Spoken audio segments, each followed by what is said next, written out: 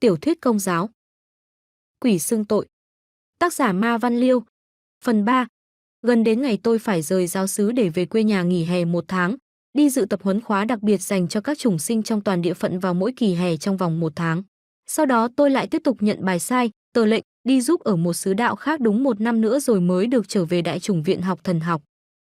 Tôi đến cha sở Luca lần tiếp theo, thuật lại cho cha hết sự tình cuộc gặp người đàn ông mặt dẹp trong phòng tôi lần thứ nhất. Cha sở Luca bảo tôi cứ bình tĩnh, cứ vui vẻ chuyện trò với ông ấy, nhưng đừng làm bất cứ điều gì ông ta yêu cầu. Tôi cũng kể tự sự từ đầu cho cha sở Cao Đằng, nhưng cha sở Cao Đằng bảo, cứ theo lời tôi kể thì cha chẳng biết đàn ông ấy là ai. Cha sở Cao Đằng còn bảo rằng trí nhớ cha không tệ, cộng thêm cha ở họ đạo này đã khá lâu, trên 10 năm, cha lại còn có bí quyết riêng để nhớ được gương mặt của từng giáo dân của mình. Vậy thì người đàn ông này chắc phải mới từ đâu đến đây cư trú và lập nghiệp, thế nên chịu, không hình dung ra người đàn ông đó. Tuy vậy ngài không gọi ai để hỏi han thêm thì phải. Xét thấy rằng nếu cha và tôi biết người đàn ông mặt dẹp ấy là ai hẳn sẽ tốt hơn, nên tôi bày ra mưu kế chụp ảnh lưu niệm. Vì biết hầu như lần dự tiệc của Tân Kitô hữu nào cũng có mặt người đàn ông mặt dẹp, nên từ đó trở đi, mỗi lần đi dự tiệc, tôi mượn máy ảnh của một giáo dân khá giả trong họ đạo, mua phim, mang máy theo sẵn bên mình, để gọi là chụp ảnh lưu niệm của tôi với các học trò mà tôi dạy giáo lý Tân Tòng. Tôi sẽ chụp được luôn cả người đàn ông mặt dẹp để trình cho hai cha sở xem. Không lâu sau đó, hai phụ nữ Tân Kitô hữu mở tiệc khoán đãi, mọi chuyện xảy ra đúng như tiên liệu. Tôi chụp vài tấm ảnh hai cô Tân Tòng vừa chịu phép rửa, rồi làm bộ mời mọi người có mặt vào hàng ngũ để tôi chụp một tấm ảnh chung. Tôi cố nhớ vị trí người đàn ông mặt dẹp đứng, bấm máy và tin chắc sẽ có ảnh đem về trình hai cha sở. Dù chưa chụp hết cuốn phim 24 po, nhưng tôi cũng gửi đi rửa bên chợ. Vào ngày đi đến giáo xứ An Biên gặp cha sở Luca, trước khi đi, tôi chạy vội đến lấy ảnh ở nhà anh học trò, người tôi nhờ đi rửa ảnh giúp. Vì vội vàng nên tôi không kịp xem trước những tấm ảnh vừa được rửa xong. Tôi cưỡi xe Honda ù chạy qua An Biên. Khi gặp cha sở Luca, tôi vui vẻ và hấp tấp móc từ túi xách ra mấy tấm ảnh đưa cha xem. Cha với tôi cùng xem, nhưng khi cha hỏi tôi người đàn ông mặt dẹp đứng ở đâu trong tấm ảnh, tôi tìm mãi vẫn không thấy. Cha hỏi tôi nhớ kỹ lại ông ta có vào đứng chung với mọi người để chụp ảnh không, và đứng ở đâu, tôi vừa trả lời vừa dùng ngón tay chỉ. Thưa đứng giữa hai người này. Nói thế nhưng tôi quá sức ngạc nhiên vì không thấy có ông ta, và lại giữa hai người đàn ông kia lại cũng chẳng có lấy một khoảng cách. Chứng tỏ hai người đàn ông kia không nhường chỗ cho người đàn ông mặt dẹp. Trán tôi đẫm mồ hôi. Cha sở Luca trấn an để tôi đừng sợ, cha lấy nước cho tôi tĩnh lại. Cha sở im lặng một lúc rồi cũng phải lên tiếng. Con cũng đang ở trong tầm ngắm của họ rồi đấy. Tôi nhìn cha. Cha nói tiếp. Nhưng có Chúa chúng ta không có việc gì phải sợ. Cha kể tiếp tôi nghe chuyện ông lực lượng xưng tội để tôi can đảm thêm. Một hôm ông ấy vào tòa giải tội với vẻ bực dọc. Vừa quỳ xuống ông ấy vừa nói. Có vẻ như ông không biết sợ chúng ta là gì đâu phỏng. Tôi im lặng dò ý, rồi trả lời. Là con người, tôi sợ các ông lắm chứ. Nhưng vì có Chúa nên chỉ sợ phút chốc rồi thôi. Ông ta liếc mắt, tia mắt sắc như dao thợ cạo. Hừ, tôi hỏi. Nhưng sao ông hỏi như vậy? Ông ấy nói với giọng càu nhàu. Đã lôi kéo người ta vào đạo, ông còn bày trò dâng mình dâng xác cho đức mẹ nữa kia. Tôi thốt lên. À thì ra. Không kịp giữ miệng, tôi nói. Vì người Tân Tòng nào cũng yếu đuối. Các ông làm hại người ta đến mức có người đâm đầu chạy trốn. Rửa tội xong chúng tôi phải làm thế để củng cố đức tin của họ. Rít lên trong họng xong, ông ấy hỏi. Có biết rằng cứ mỗi một người trở lại đạo, chịu phép rửa là chúng ta một lần thua đau đớn không? Thường chúng ta còn tấn công họ nhiều lắm một thời gian sau đó. Vì họ như một chiếc áo trắng sạch tinh, dễ để chúng ta bôi bẩn. Ông cho họ dâng mình cho Đức Mẹ đương nhiên chúng ta không có thể làm gì được người ấy nữa. Ông tưởng chúng ta vui được hay sao? Ông đừng làm như thế có được không? Nhiều linh mục có làm thế bao giờ đâu. Ai dạy cho ông làm thế? Ông lực lượng hỏi dồn tôi bằng nhiều câu hỏi nữa. Nhưng tôi cứ thinh lặng để cho ông ấy nói cho hả dạ. Khi ông ấy ngưng tôi nhẹ nhàng hỏi. Tôi đâu cùng một chuyến tuyến với ông mắc gì tôi phải nghe ông. Tôi cố gắng cho cuộc sống của tôi trên đời luôn hướng mình cho nước Chúa trị đến. Ông ấy nổi giận. Ông có biết ông chống chúng ta, ông sẽ chuốc họa vào thân như thế nào không? Tôi cương luôn. Còn các ông, Các ông dưới quyền Thiên Chúa, vì các ông cũng do người dựng nên như người đã dựng nên chúng tôi không?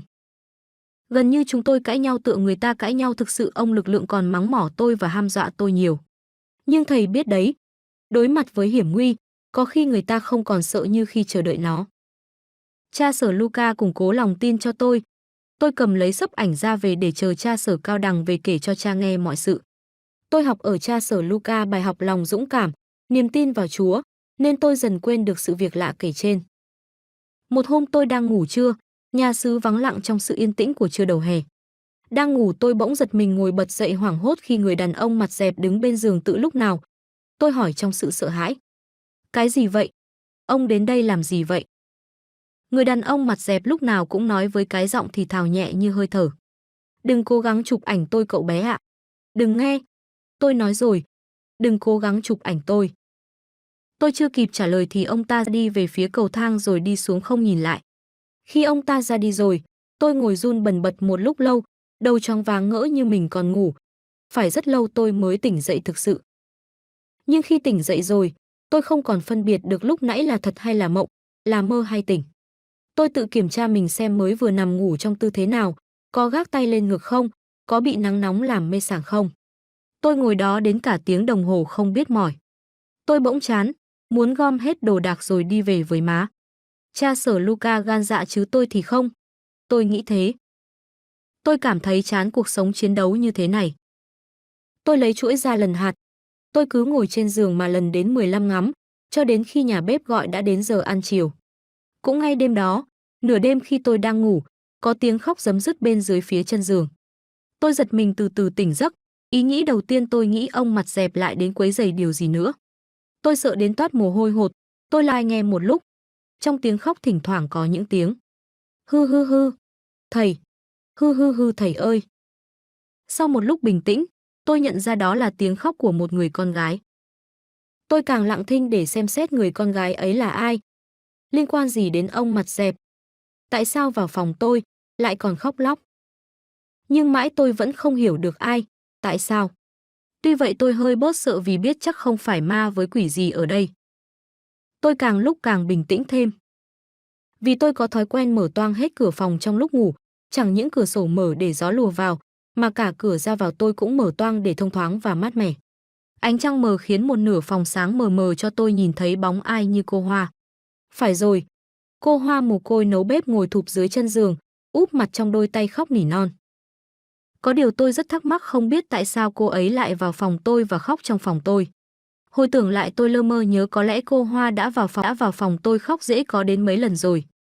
Nhưng vì tôi ngủ mê quá nên mơ mơ màng màng, ngổn ngang giữa thực và mộng. Hôm nay thì khác. Do hơi sợ sệt ông mặt dẹp nên tôi dễ thức, tôi mới phát hiện được cô Hoa khóc dưới chân giường tôi. Thật là chẳng hiểu nổi. Khóc thêm một lúc nữa cô Hoa đứng dậy rón rén lui ra ngoài và nhẹ nhàng xuống lối cầu thang và mất tăm. Chuyện này xem ra kỳ quặc nhưng vì lòng thoáng có chút trắc ẩn cho nên tôi không trình với cha Sở Cao Đằng, vì nghĩ nếu trình, ngài sẽ hạch hỏi rồi lại mắng bà bếp. Thế là cô Hoa bị bà bếp mắng dây chuyền, rồi quản thúc cô Hoa cách này cách khác năm giống như lần trước. Tôi tự ý giữ kín vì muốn tôn trọng niềm tâm sự bí ẩn của cô Hoa hơn là tỏ ra cho mọi người biết để cô ấy phải khổ. Tôi cũng quyết định sẽ từ từ tìm mọi cách để hiểu cho ra lẽ, tại sao cô gái mồ cô ngây thơ này làm như vậy. Từ hôm ấy trở đi, tôi ráng ngủ sao cho thật tỉnh, để xem cô Hoa còn lên khóc như vậy nữa hay không. Tôi đếm được vài lần nữa, lần này cách lần kia khoảng 1 đến 2 tuần. Tôi đoán ra uẩn khúc bằng quan sát, suy luận và dùng cả linh tính. Nhưng mãi vẫn không đoán biết tại sao có hiện tượng lạ như thế ở cô gái mồ côi nấu bếp. Tôi cũng không dám nói với cả cha Sở Luca, người mà bất cứ chuyện gì tôi cũng muốn bộc bạch, bởi vì cảm thấy tội nghiệp cho cô gái. Và lại tôi thấy đây đâu phải chuyện ma quỷ, mà là chuyện hoàn toàn con người. Thời gian gần đây tôi mệt với quý cô gái, tuy được họ thương nhưng tôi không dám dùng từ ngữ đeo đuổi, sợ mất đi lòng kính trọng họ mà mẹ tôi thường căn dặn, vì họ là con người. Lại đến tuổi thanh xuân, hướng về đàn ông là chuyện rất tự nhiên, hướng về những ông thầy giúp xứ Nai Tơ ngơ ngác càng là chuyện tự nhiên biết bao. Tôi không biết gọi tên gì cho những chuyện như thế xảy ra trong đời một thanh niên đi tu như tôi, thôi tôi gọi là tình sử giống như tình sử A Nàng, tên một ca khúc thổi trước năm 1975 ở Sài Gòn. Cho có tính mỉa mai, 3 tình sử đậm nét nhất đến với tôi lúc này, đó là Tình sử một nữ tu trẻ đang phục vụ giáo xứ Cao Đằng. Vì trẻ nhất trong cộng đoàn các nữ tu đang ở đó, nên giáo dân gọi vị nữ tu này là dì út. Sơ dì út không đẹp nhưng mặn mòi, nhìn vào Sơ, người ta có cảm tưởng Sơ đang ngùn ngụt sức sống bởi người thì tròn lẳn và cái ức thì vung đầy. Biết Sơ yêu tôi nhờ 3 dấu hiệu. Một là có một Sơ trọng tuổi trong cùng cộng đoàn cảnh báo tôi rằng, trong giấc ngủ dì út thường hay mớ. Gần đây khi mớ thường lớn tiếng gọi tên tôi rồi cười khanh khách. Hai là dì út thường nhờ các học trò nhỏ thuộc lớp 1 hay lớp 2 gửi cho tôi những mảnh giấy nho nhỏ xinh xinh, trong đó khi thì dặn dò, nhắn gửi, khi thì một câu thơ mùi mẫn và đẹp cỡ như thơ của thi sĩ Xuân Diệu, thi sĩ Nguyễn Bính. Khi khác lại chép một câu ca từ diễm lệ trong nhạc Trịnh Công Sơn, nhạc Ngô Thụy Miên, Lê Uyên Phương. Thịnh hành lúc bấy giờ. Có lắm khi gửi tôi 2 trái ổi hoặc 2 trái mận, có khi 2 cái bánh hay 2 viên kẹo năm, buộc tôi phải hiểu dì út rất mực thương yêu và chăm sóc tôi. Ba là dì út gặp dịp tiện thì cầm giữ tôi lại để nói chuyện không ngớt với gương mặt ửng hồng rất khác biệt. Sau này tôi mới biết chuyện dì út đem lòng thương tôi đã đến tai bề trên dòng ở Trung ương, bề trên sai một nữ tu lớn tuổi đích thân đến điều tra. Nhưng khi thấy tôi đi đàng thánh giá lúc 2 giờ trưa mỗi ngày một mình trong nhà thờ, vị nữ tu ấy đón gặp tôi, giả vờ hỏi han một số chuyện bâng quơ để dò la ý tứ. Nói thật bụng, tôi không tơ hào muốn đáp trả gì với dì út, vì lúc đó tôi nghĩ yêu một thiếu nữ đã là tội, yêu một nữ tu tội sẽ tăng gấp đôi. Tình sử thứ hai do cháu gái ruột của cha Sở Cao Đằng tên V viết nên trong đời tôi. Cô V không đẹp lắm nhưng khá hào nhoáng và lộng lẫy, nghĩa là nhan sắc gây chú ý với ai thoạt nhìn. Cha Sở cho cô cháu gái làm nghề giáo viên tiểu học này ở ngay trong phòng lỡ nhà xứ, để dạy học lớp 5 trường tiểu học của họ Đạo. Lúc đầu cô V tỏ ra nghiêm nghị có phần lạnh nhạt với tôi. Về sau tiến tới gần gũi dần, tiến đến trao đổi vài câu ngắn. Dần dà đi đến lân la lên phòng tôi nói chuyện khi cha Sở đi vắng, khi nhà bếp đóng cửa ngủ. Sở dĩ tôi biết được cô V yêu tôi là qua việc cô tâm sự đời mình và nói bóng nói gió xa xôi. Một đêm mưa kia, khi gió lạnh đột nhiên quất mạnh và ùa vào phòng, cô V nhảy ào vào lòng tôi, vừa ôm lấy tôi miệng vừa kêu lên. Em lạnh quá thầy ơi! Em sợ quá thầy ơi! Tôi không kịp phản ứng và cũng chẳng biết phản ứng ra sao, tiện tay ôm luôn cô ấy trong lòng. Rất lâu mà cô ấy không lui ra. Tuy vậy đó không phải là mối tình của tôi, vì tôi luôn nghĩ đấy là cháu ruột kêu cha Sở bằng chú, lén phén có mà chết. Chìm. Sau cái vụ sẵn tiện ôm. Luôn ấy tôi phải trả giá bằng nhiều lần mè nheo rất là phiền phức, nhưng vì tôi không có chủ ý tiến tới, nên tình sử này không có kết cục. Tình sử thứ ba được viết nên trong đời tôi bởi một cô gái mà gia đình rất quen thân với nhà bếp, cô tên Ca. Rất đẹp, hay lui tới nhà xứ nên mỗi khi gặp tôi, cô đều gửi tôi những ánh mắt vô cùng sắc bén và đầy ngụ ý. Cô cũng nhờ các cô em gái nhỏ của cô gửi cho tôi những món quà đắt tiền như cây bút máy, chiếc radio nhỏ, lọ nước hoa. Vì đây là một cô gái đẹp nhất nhì trong họ Đạo, cánh thanh niên hóng chuyện thường dâm gian bầu chọn như thế, cho nên tôi chú ý nhiều nhất, có cả đem lòng thương yêu nữa. 4 năm sau khi tôi đang ở Đại chủng viện học cho xong thần học thì một hôm cô Ca đến thăm và nói với tôi. Ngày mai người ta đến nhà em. Má em hỏi thầy có định cưới em không để má em từ chối đám này và chờ đợi thầy. Lạy Chúa! Một câu hỏi thẳng thừng thuộc loại dễ ợt như vậy làm tôi điên cái đầu chứ đâu phải chơi. May sao được ai mở miệng mà tôi cũng trả lời một câu dễ ợt không kém. Thầy mắc. Đi tu. Cô Ca. Ra về. Sau đó cắt phăng mái tóc thể và có chồng. Gần 10 năm sau, khi tình cờ gặp lại tôi, cô nhéo tôi một cái đau điếng miệng nói. Thầy mà cưới vợ là chết. Với em. Ôi, nhiều khi nghĩ lại, tôi thấy con người tôi không đàng hoàng chút nào, chợt bên này, chảy bên nọ. Đã vậy, ngoài ra tôi còn có một số huynh trưởng nữ thiếu nhi thánh thể lúc nào cũng dập dìu trước mặt, họ dám lập ra một hội lấy tên tôi mà đặt. Tiêu táo hết biết. Đâu đã hết. Còn có một băng gồm toàn những cô gái trẻ bên hội con Đức Mẹ luôn giống như là fan ủng hộ tôi hết mình. Nói chung, tôi rất thích địa vị mình lúc đó, nhưng một điều may duy nhất cứu tôi, đó là tính nhát gan. Tính ấy cho tôi không làm gì quá đáng, cũng không ngả bên nào, không tỏ ra mặn mà với cô gái nào, vậy nên lắm lúc thấy mình như làm xiếc đi trên dây, ăn nói nhìn trái ngó phải, đứng đi luôn nhắm trước nhìn sau, nhiều lúc thấy khó kinh khủng. Nhưng mệt thì có mệt, thích thì vẫn thích vì thấy mình hơi đào hoa. Có biết đâu chính lợi thế đó đã hại tôi sau này một cú rất lớn và di căn đến cả cuộc đời. Cô gái mồ côi nấu bếp lại lên phòng tôi khóc nữa. Có lúc tôi muốn ngồi dậy hỏi cho ra lẽ, nhưng tôi lại nhát sợ, Khi nghĩ rằng hỏi sẽ thêm lôi thôi ra vì tôi đã mơ hồ biết cô gái làm mọi chuyện như thế là do yêu tôi. Ban ngày, khi tôi xuống bếp ăn cơm lúc vắng cha Sở, cô gái dọn ăn cho tôi thường hay trao cho tôi những tia mắt tha thiết, có lúc đắm đuối như muốn thốt thành lời. Đôi lúc cô gái tên Hoa này còn đi sát vào người tôi, thậm chí không ít lần cố tình để đôi gò bồng đảo tròn lẳn và căng cứng của cô cọ vào người tôi, khiến tôi nóng ran cả người. Tất cả những chuyện trên tôi không hề kể cho cha Sở An Biên, vì tự thấy mình có thể giải quyết được hay do cảm thấy thích thú không biết. Có ngờ đâu, sau này tôi mới hay, đó là những đòn bẫy, là những mưu ma trước quỷ thâm độc của ông mặt dẹp hay của bè cánh ông lực lượng nói chung.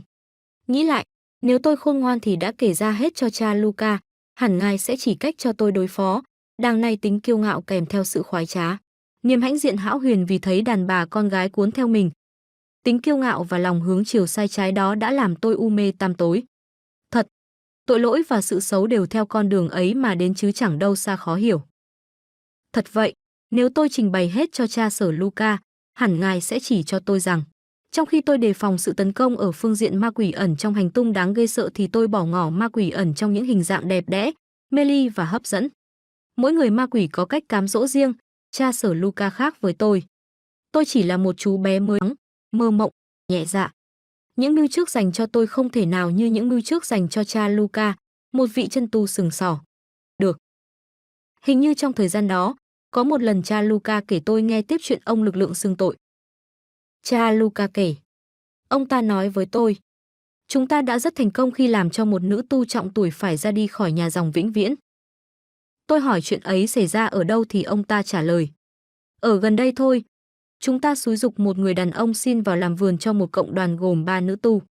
3 năm sau, không phải nữ tu trẻ nhất trong cộng đoàn, mà chính nữ tu lớn tuổi nhất, đứng đầu cộng đoàn, đã xách gói theo người đàn ông đó, cả hai trốn đến thị trấn Cao Đẳng. Lập nghiệp. Tôi hỏi, sao các ông ác quá vậy? Ông lực lượng cười trả lời. Đó là việc của chúng ta, là bản tính của chúng ta, không ai có thể trách chúng ta được. Tôi hỏi, các ông đã làm cách nào vậy? Ông ta trả lời ngay. Đó là cách của chúng ta. Ngưng một vài giây ông ta nói tiếp. Chúng ta thường chỉ làm với những gì con người các ông sẵn có. Đó là lòng tự kiêu.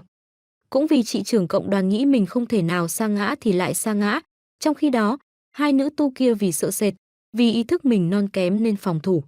Họ lại tránh được. Tính kiêu ngạo trong mỗi người đều có sẵn.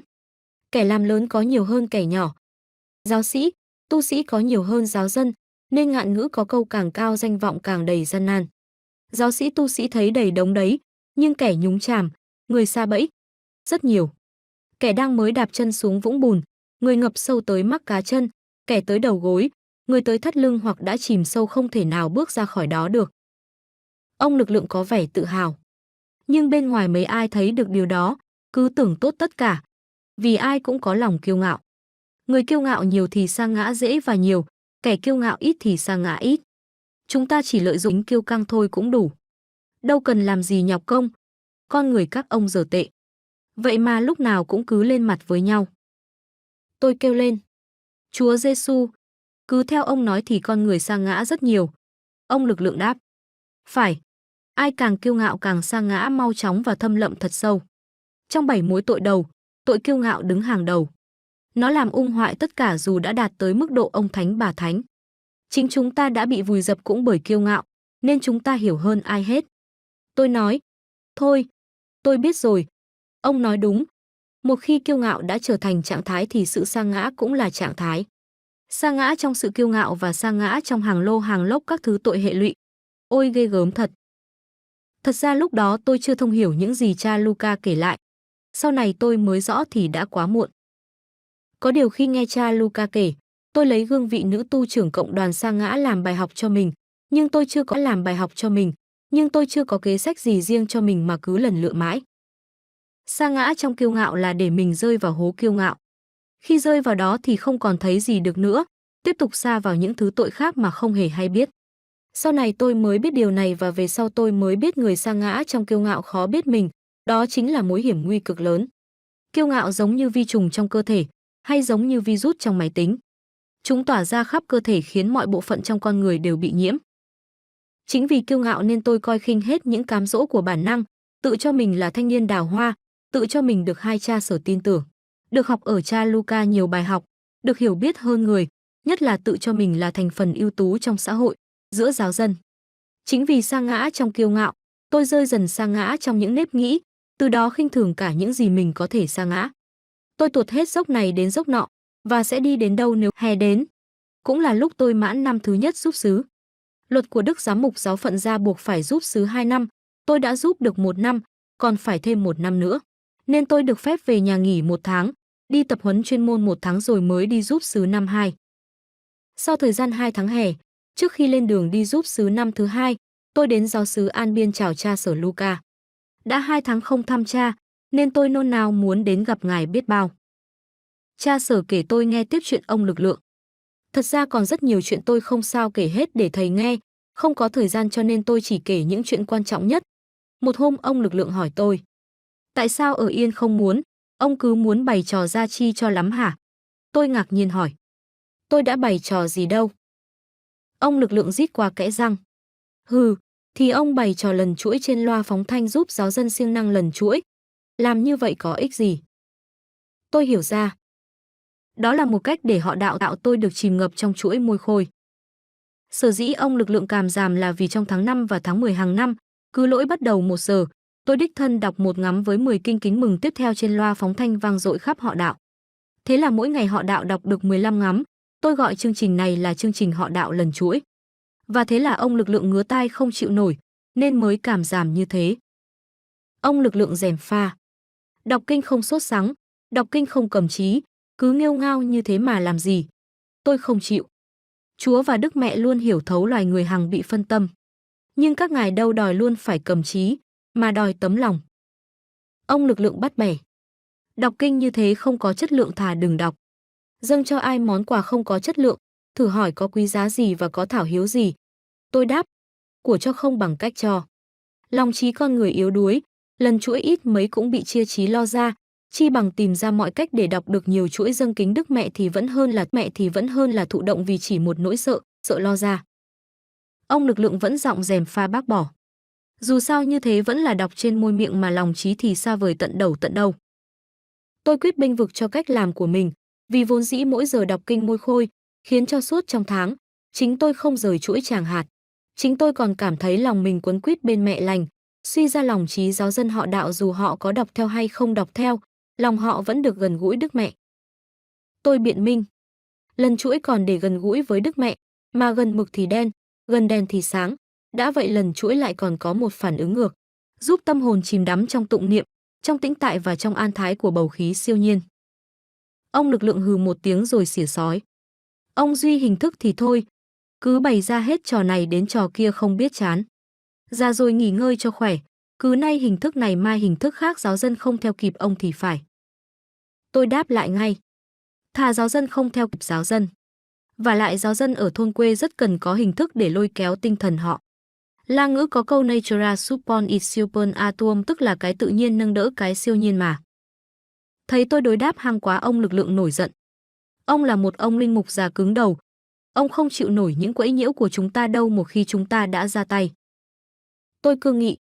Tôi không thách thức với các ông, nhưng tôi cũng cảnh báo với các ông. Tôi chỉ tay về bức tượng Đức Mẹ đạp đầu con rắn dưới chân đang được trưng trên bàn thờ nhỏ của hội Lê Dô nằm gần đó. Các ông không thắng nổi Đức Mẹ đâu.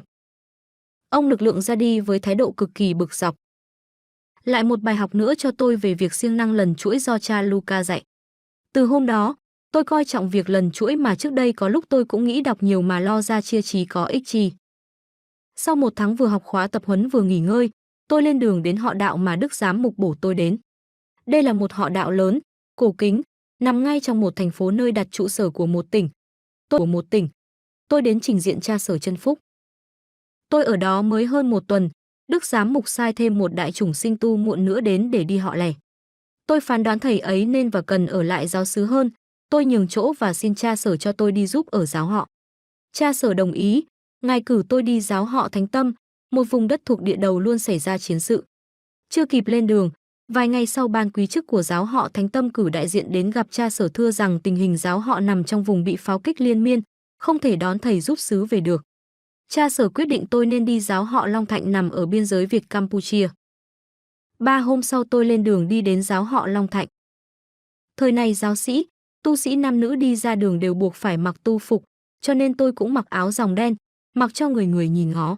Tay xách cặp trong có chứa một cái áo ròng để thay đổi với cái áo đang mặc, một bộ đồ mặc ngủ, một bộ đồ lót. Vài trăm đồng để đi xe.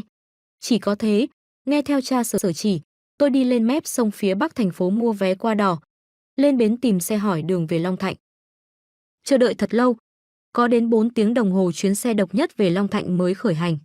Xe chật cứng người là người, phần lớn là phụ nữ mua gánh bán bưng, buôn chuyến hay lao động tay chân làm lũ. Mùi cá, khô, hàng hóa và mùi mồ hôi cộng thêm cái không khí oi bức buổi trưa hè, cộng thêm tiếng ồn và sự chen lấn khiến tôi muốn quay về ngay lập tức. Quá 12 giờ xe chuyển bánh. Nhìn thấy hình dáng chiếc xe ai cũng dễ dàng đoán biết tốc độ của nó. Nó cổ lỗ sĩ như xe bị phế thải trong các ga, biết bao nhiêu lần xe dừng. Anh lơ xe nhảy xuống giúp đỡ người xuống xe hay rước thêm người lên xe xong. Dù xe đã chạy một quãng xa, anh đuổi theo xe còn kịp để nhảy lên xe đi tiếp. Xe đi vào nhiều làng mạc người Chăm với nhiều thánh đường Hồi giáo. Nhìn khung cảnh cây cối bên đường rậm rạp, làng mạc trầm khuất, cộng thêm những dãy nhà sàn cao kều. Cánh đàn ông quấn xà rông đầu đội polo đen, phụ nữ quấn xà rông, tôi thấy mình như lạc vào một xứ sở khác hoàn toàn. Đường quá xấu, cuối cùng cũng đến nơi vào lúc 17 giờ hơn. Tôi tìm đến nhà Bảo Xanh như cha sở đã dặn, nằm trong một con phố nhỏ của thị trấn mang tên chợ Đầu Hổ nằm sát con sông biên giới. Mở cửa mời tôi vào là cô mụ tự giới thiệu là mụ Bảy, giống như cha sở Trân Phúc đã giới thiệu.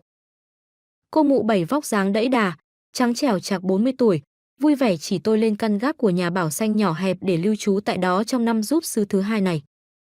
Tôi chưa kịp thay bộ đồ ngủ thì tiếng đạn chu chéo trên bầu trời nghe thật ghê rợn. Đây đó có tiếng người la dần. Xuống chãng xê lẹ lên. Mau xuống công sự. Mọi người vào chỗ núp.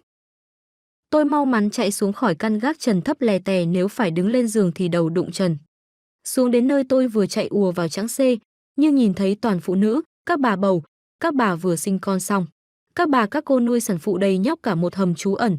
Tôi tự thấy nên chen lấn với họ, nên tôi trở ra nấp vào dưới gầm cầu thang gỗ chịu trận. Tiếng pháo kích thưa dần rồi im lặng kiểu hù dọa. Đã đủ nửa giờ, mọi người cảm thấy cần phải rời khỏi chỗ nấp nên lục tục kéo nhau ra. Cô mụ Bảy đon đả hỏi tôi ở đâu vào lúc pháo kích. Tôi đáp, phải ở dưới gầm cầu thang thôi, vì tôi được chào đón cẩn thận như vậy đó cô Bảy ơi. Tôi hỏi, còn cô nấp ở đâu? Ở dưới chiếc bàn sắt. Nhưng trả lời xong cô đanh mặt lại. Tình hình như thế này mà cha sở gửi thầy lên đây làm gì không biết nữa. Lỡ thầy có bề gì chắc tôi bị cạo đầu quá. Thường bao lâu mới xảy ra một vụ pháo kích? Không thể đoán trước được, nhưng đã có một đêm nọ, pháo kích đến 3 lần. Tôi lo lắng hỏi, có khi nào người trong họ Đạo bị thương hay tử nạn không? Cô mụ Bảy nhìn tôi lo lắng càng thêm. Có chứ, tháng trước họ Đạo mất đến 2 người. Do đâu mà bị trúng đạn? Do không sự. Tôi thấy bớt lo. Nhìn lại cầu thang, tôi ước lượng nếu quả đạn rơi nhầm chỗ này thì chiếc cầu thang có thể che chở cho tôi chút ít. Tôi không nói gì với cô mụ Bảy, nhưng lòng thầm nghĩ cứ phó hết cho Chúa sẽ lo. Mỗi tháng tôi phải quay về tòa giám mục Tĩnh Tâm một ngày từ chiều hôm trước đến sau điểm tâm ngày hôm sau. Nói là tĩnh tâm, kỳ thực chỉ để anh em gặp lại nhau, nghe đức giám mục huấn đức 1 giờ. Ăn một bữa tối ngon lành và đùa giỡn với nhau sau giờ cơm tối, tâm sự với nhau đến tận khuya cho vơi bớt căng thẳng nếu có khi giúp xứ. Sáng ra điểm tâm xong lại trở về giáo xứ. Vì tôi ở xa nhất trong số anh em, nên đức giám mục thường cho nhiều tiền để đi xe, mỗi anh em lãnh 200 đồng thì tôi những 2.000 đồng. Sau khi chia tay với anh em, tôi về giáo xứ An Biên thăm cha Luca một lát, có khi ở hết một buổi mới quay về giáo xứ Long Thạnh. Về lần này tôi kể lại nơi tôi giúp xứ cho cha sở An Biên nghe, cha hết chực chực lưỡi chua xót đến suýt xoa thương cảm cho tôi tình nguyện đi về một nơi cùng cực. Có đêm phải chui nhủi dưới gầm cầu thang gỗ trốn đạn pháo kích đến 2-3 lần, ăn uống thì qua quýt đạm bạc, ở thì trong một căn gác tồi tàn. Nhất là làm việc trong điều kiện và hoàn cảnh quá thiếu thốn. Cha khuyến khích tôi bằng cách kể chuyện tiếp theo. Một hôm vào xưng tội, ông lực lượng nói như trách móc tôi.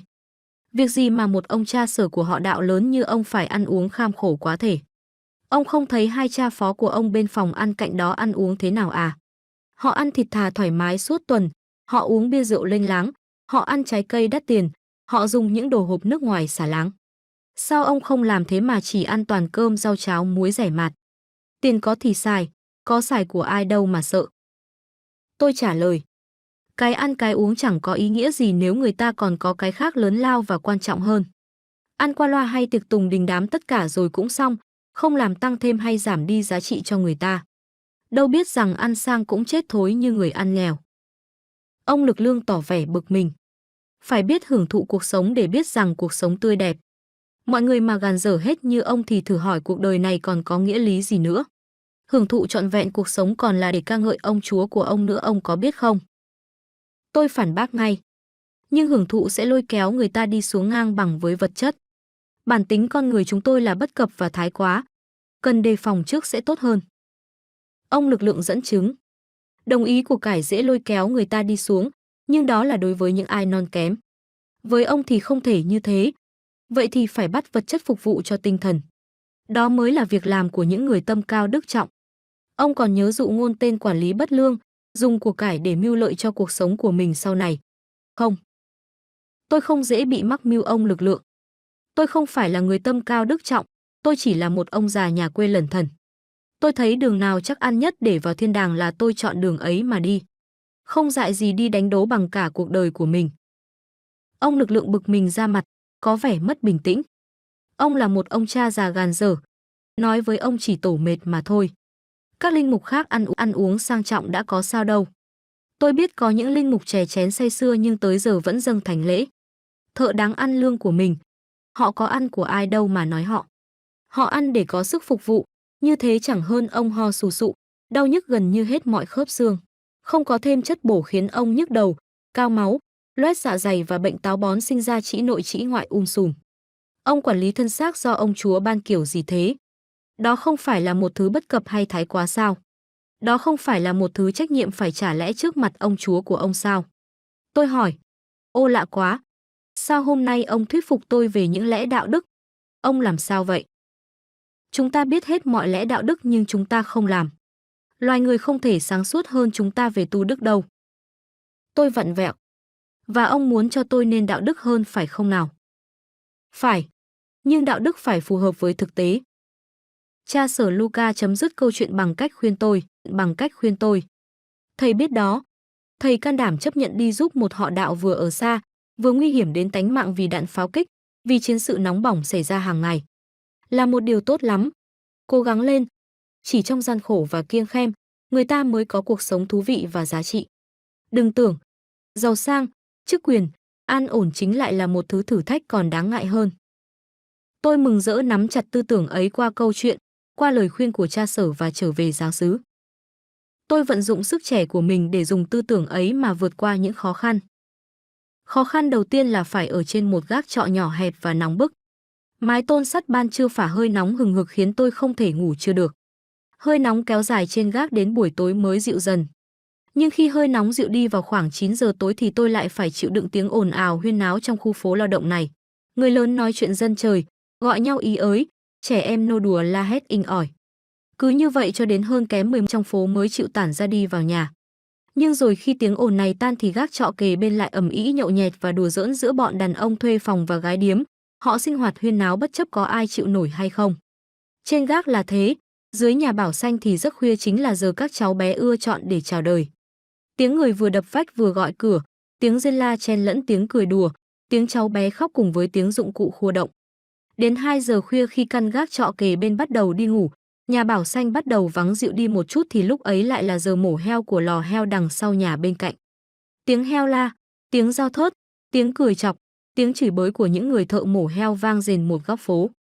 Cứ như thế cho đến 5 giờ sáng là giờ tôi phải trỗi dậy để lội bộ đến nhà thờ cách đó gần 500 mét để đánh chuông hồi 1. Tôi phải chịu cảnh ban đêm như thế không thể nào chợp mắt suốt 2 tuần đầu.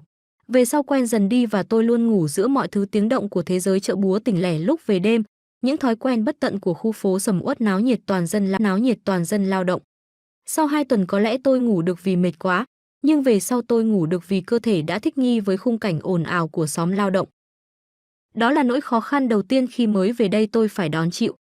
Theo sự chỉ dẫn của các ông Câu, ông Biện, ông Giáp, tôi còn có trách nhiệm với một ngôi nhà thờ bên kia sông biên giới dành cho những người Việt chạy trốn nạn cáp ruồng năm 1969 đổ về biên giới Việt Miên nhưng chưa chịu về hẳn ở Việt Nam. Nói là nhà thờ, Nhưng đó chỉ là một ngôi nhà lá to sập xệ, bên trong chỉ có bàn thờ và cây thánh giá. Không có bàn ghế nên giáo dân chỉ trải chiếu trên nền đất để ngồi đọc kinh.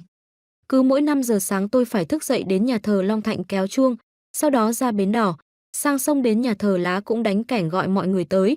Tôi tổ chức đọc kinh, đọc bài phúc âm trong sách lễ hàng ngày, giải thích lời Chúa cho họ rồi trở về nhà thờ Long Thạnh đánh hồi chuông thứ hai, cũng lại tổ chức đọc kinh giống như ở nhà thờ bên kia sông. Vùng này là vùng nóng bỏng chiến sự hạng nhất, thường hay có lệnh giới nghiêm vào ban đêm của chính quyền sở tại.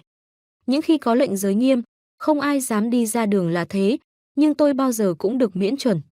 Buổi sáng nào tôi cũng đi ra bến đò, lính tráng đóng chốt ở khắp nơi quen mặt, cứ thấy bóng áo ròng đen tôi đi tới. Họ đều tháo công sự ra cho tôi đi qua, thậm chí ra đến bến đò, những anh lính trẻ vui tính còn gọi lái đò giúp tôi nữa. Đó là nỗi khó khăn thứ hai tôi về đây phải thực hiện. Vì mỗi sáng mỗi chiều tôi phải tập họp giáo dân lại suy tôn lời Chúa, nên tôi buộc phải giải thích phúc âm.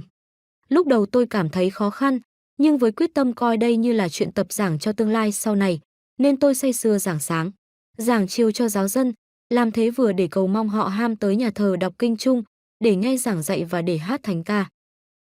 Đây không hẳn là nỗi khó khăn, mà là sự lợi dụng thời cơ để tự rèn luyện.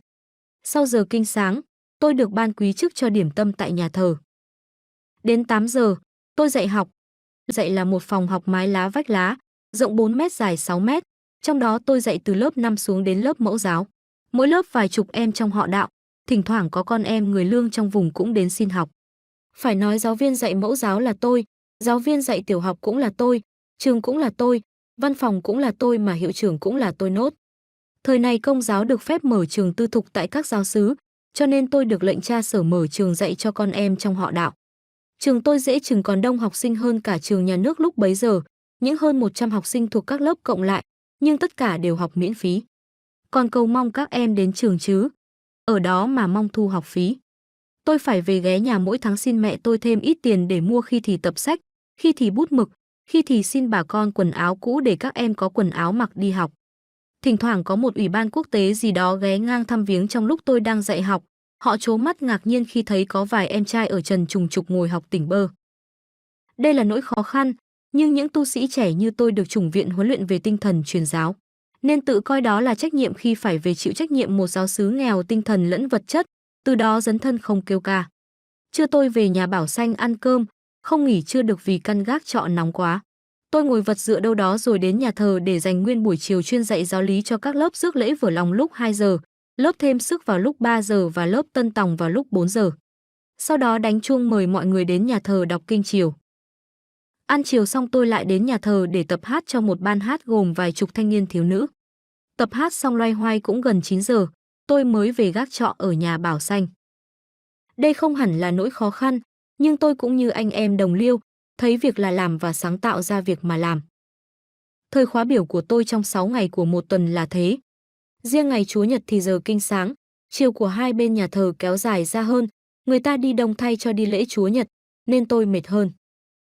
Tôi cũng dùng ngày Chúa Nhật để họp các ông câu, các ông biện, các ông giáp lại để tạo cho họ có một nếp sinh hoạt riêng, tạo cho họ sự đoàn kết và cùng với họ tổ chức lại họ đạo về cơ sở tinh thần lẫn cơ sở vật chất. Đó mới chỉ là vài khổ cực ban đầu tạm kể. Thực ra với lời khuyên của cha Luca, chỉ trong gian khổ và kiêng khem, người ta mới có cuộc sống thú vị và giá trị. Đừng tưởng, giàu sang, chức quyền, an ổn chính lại là một thứ thử thách còn đáng ngại hơn. Kèm theo sức trẻ, những khổ cực ấy được tôi chịu đựng cách vui vẻ và vô tư, được tôi vượt qua cách khá dễ dàng dần dần biến thành niềm đam mê. Lúc về thăm cha sở Luca ở An Biên lần này, cha giữ tôi ngủ lại một đêm để kể thêm chuyện. Có lẽ cha định kể cho tôi chuyện gì đó về ông lực lượng, nhưng khi nghe tôi tả về nơi tôi đang giúp xứ là một vùng đất đầy sự mê tín lẫn lộn với lối sống thực dụng, có nghĩa là người ta tin vào thế giới tâm linh qua bùa ngải hòa trộn với lối chụp giật để tranh sống. Quả xứ Thạnh Lộc này còn có tên là chợ đầu hổ thật xứng danh. Tương truyền sở dĩ Thạnh Lộc còn có tên chợ đầu hổ là do thị trấn này lấy tên tướng cướp đầu hổ để đặt cho cứ địa của hắn, lâu ngày biến thành chợ, nơi hắn quay về trú ẩn sau mỗi lần sang min cướp bóc. Tướng cướp đầu hổ đã chết từ lâu, để lại ngôi chợ và một vùng lãnh địa cực kỳ hỗn độn về mọi mặt. Tôi xin kể sau, còn bây giờ, tôi để tâm nghe cha sở Luca kể chuyện. Cha nói, thầy đừng nghĩ bùa ngải là sự bịa đặt. Không, đó là thể hiện bàn tay của ma quỷ cách cụ thể nhất. Một hôm ông lực lượng vào xưng tội, khi thấy tôi nói về con người sau khi chết, ông ấy bảo: loài người sau khi chết, có một số lượng rất đông làm âm binh cho chúng ta. Đó là những hạng người chết oan, tự tử, bị xử tử hình, thậm chí cả những người đang sống nhưng tin vào quyền lực chúng ta hơn tin vào quyền lực của ông Chúa. Sợ quyền lực của chúng ta hơn sợ quyền uy của Chúa, nhất là những người đang sống nhưng ngả theo chúng ta. Họ chịu sự sai khiến của chúng ta. Nói đến đây ông lực lượng khoác tay một cái. Lạy Chúa, tôi bỗng giận cả người khi thấy trước mặt và chung quanh tôi lố nhố người là người, nhưng tất thảy tôi đều không rõ nhân dạng, mặt mày. Chỉ thấy hình nhân, kèm theo là tiếng xôn xao cực kỳ khó chịu dù không rõ là tiếng nói chuyện hay tiếng cãi cọ, chỉ là tiếng ồn ào xạo sự thế nào ấy. Thấy tôi toát đẫm mồ hôi vì sợ hãi, ông lực lượng khẽ phất tay, mọi sự trở lại im lặng như cũ. Ông ta nói liền: đó là đám cộng sự đắc lực cho chúng ta, sai đâu làm đấy, sai gì làm nấy. Cứ mỗi lần có một người hấp hối, tùy theo chúng ta muốn, bọn này sẽ tới vây chung quanh nhiều hay ít và để làm gì ư? Để lôi kéo người đó về phe với chúng ta sau khi họ chết. Tôi hỏi: còn nếu chúng tôi vây quanh cầu nguyện cho người hấp hối để gọi là giữ linh hồn? Ông lực lượng liền đáp ngay: chúng ta rất ghét cái trò đó. Thường thì gặp những trường hợp đó chúng ta mới chịu thất bại, vì lẽ người hấp hối chỉ cần một thoáng ăn năn sám hối, ông Chúa tha thứ ngay. Thế là chúng ta mất toi. Sự nhân từ độ lượng quá lớn của ông Chúa là vũ khí cực mạnh chống lại chúng ta và để lôi kéo nhiều người rời khỏi tay chúng ta. Tôi hỏi: như vậy người hấp hối chỉ cần một thoáng dục lòng trở về với Chúa là thoát khỏi tay các ông ngay ạ? Đúng như vậy. Nhưng đừng vội mừng. Số người hấp hối bị mê man vì mù quáng, vì cố chấp, vì quen tật, hoặc có khi vì bệnh nặng đến không còn khả năng nhận thức năm không phải là ít. Cần phải dọn lòng từ trước. Khổ nỗi lúc khỏe mạnh ít ai nghĩ đến cái chết. Tôi hỏi: các ông còn sử dụng đám âm binh vào việc gì nữa? Ông lực lượng đáp: chúng ta còn sử dụng vào nhiều việc khác, nhất là việc làm lung lạc đức tin của con người vào ông Chúa, cụ thể qua việc chơi với bùa ngải, bói toán, lên đồng, pháp thuật, cám dỗ, xúi bẩy, tạo điều kiện. Tôi tò mò hỏi: ông vừa nói cả những người còn đang sống vẫn có thể là âm binh cho các ông. Vậy đó là những hạng người nào? Đó là những thầy bùa, thầy ngải, thầy pháp, đồng bóng, những người thâm nham hiểm độc, những người tin chúng ta, theo chúng ta, sợ chúng ta hơn là nhớ tới ông Chúa, hoặc những người nửa tin theo ông Chúa nửa tin theo chúng ta. Nói tóm, những ai ngả theo chúng ta qua sử dụng bùa ngải, phép thuật, giao du với giới phù thủy, thầy bùa, bói toán, bốc phệ. Vì ai tin cậy chúng ta thì tất nhiên chúng ta đến với người đó, chứ sao nữa. Tôi hỏi: âm binh thường trú ngụ ở đâu nhất? Ông lực lượng đáp không ngần ngại: ở nơi các thầy bùa, thầy ngải, thầy pháp, thầy cúng, đồng cốt, hoặc những nơi cúng bái, những chùa chiền không chịu chuyên tu, nơi các miếu mộ cô hồn, nơi cúng kiến nhập nhằng, nơi những người bệnh nặng hấp hối, nơi những người tin và cầu vọng vào chúng ta. Chứ không phải ở nghĩa địa, ở nhà xác, ở bãi tha ma, nơi hoang vắng như loài người các ông vẫn tưởng. Cha Sở còn nói nhiều về cuộc đối thoại này, nhưng tôi thấy đã đủ sợ, nên sau câu chuyện, tôi suy nghĩ miên man về vùng đất tôi đang ở. Hiện đây dãy thầy bùa, thầy ngải, thầy pháp, thầy cúng, ông đồng bà bóng, những người luyện âm binh từ Campuchia xuống, những thuật sĩ lỗ ban kỳ nhân dị sĩ. Tôi kể cho cha Sở nghe những chuyện tôi vừa chứng kiến trong mới có hơn vài tháng ở giáo họ Thạnh Lộc. Tôi kể cha Sở nghe cảm tưởng của tôi, thấy hình như vùng đất này tuy nằm ở bìa đất nước, nhưng địa thế rất tốt để trở thành nơi tụ hội mọi thứ chuyện trên đời. Đây tôi xin điểm qua. Trước hết nói về chủng tộc, ở đây có nhiều chủng người Kinh chiếm đa số, người Hoa Lan là chủng người Hoa Lai Miên cũng khá nhiều. Người Miên, người Chàm kha khá, người Hoa thiểu số nhưng rất mạnh, người Ấn thuần chủng và người Ấn Lai chuyên buôn bán vải vóc lụa là. Kế tiếp, nói đến đời sống kinh tế ở đây có người cực giàu cũng có người cùng khổ không đủ cơm ăn áo mặc. Nói đến nghề nghiệp người ta làm đủ mọi nghề, có những nghề lương thiện lẫn những nghề quá sức bất lương, không thiếu những tay du thủ du thực, hành khất lẫn trộm đạo. Nói đến thành phần thôi thì đủ mặt, dân chúng, các cấp chính quyền đông đến độ làm thành một giới, binh lính, thanh niên trốn quân dịch, người buôn lậu, kẻ tu hành, đạo sĩ lẫn người ăn cướp, thầy giáo hay những công an chìm, và những người sống hai ba mặt, dân vượt ngục, đào binh. Có đủ, gái điếm và cư sĩ sống sát vách nhau. Nếu kể đến tình hình an ninh trật tự thì chỉ cần kể ra vụ này, có một tiểu đoàn lính địa phương quân do một tay thiếu tá hung hãn khét tiếng biệt danh là ông Dẻo làm tiểu đoàn trưởng. Tiểu đoàn này ít lâu lại kéo qua Campuchia cướp, phá, hãm hiếp và tàn sát thường dân Campuchia để sau đó khi họ trở về, cả vùng Thạnh Lộc tức chợ Đầu Hổ phải lãnh chịu những trận pháo kích trả đũa kinh hoàng. Nói đến đời sống tôn giáo, nơi đây có lẽ là nơi có nhiều loại tôn giáo nhất: Công giáo, Tin lành, Phật giáo Hòa hảo, Cao đài, Bửu Sơn Kỳ Hương, Tứ ân hiếu nghĩa, Khổng giáo, Lão giáo, Đạo ông Bà La môn, Bà hai giáo, Ấn giáo, Hồi giáo. Vùng đất này ví như một nồi tả pín lù về mọi phương diện, cho nên tôi tin chắc thế giới tâm linh cũng vô cùng phức tạp. Tôi kể và nêu nhận xét này cho cha Sở nghe, ngài gật đầu đồng ý. Tôi còn kể cha nghe.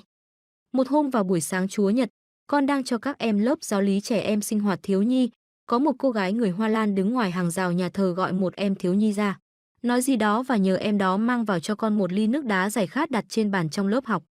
Em bé ấy ra vòng tay thưa thầy, có chị kia biếu thầy một ly soda hột gà để thầy giải khát ạ. Con nhìn ra thấy cô gái cúi đầu chào. Sau giờ sinh hoạt khô khốc cả cổ họng, con định quay vào lớp uống ly nước, nhưng không được vì ly nước bị bể làm đôi từ trên xuống, nước trong ly đổ hết ra bàn. Con nghĩ có lẽ ly nước bị một con mèo nhà ai làm đổ và vỡ đôi. Con không còn nhớ tới ly nước ấy nữa vì coi như chuyện ngẫu nhiên.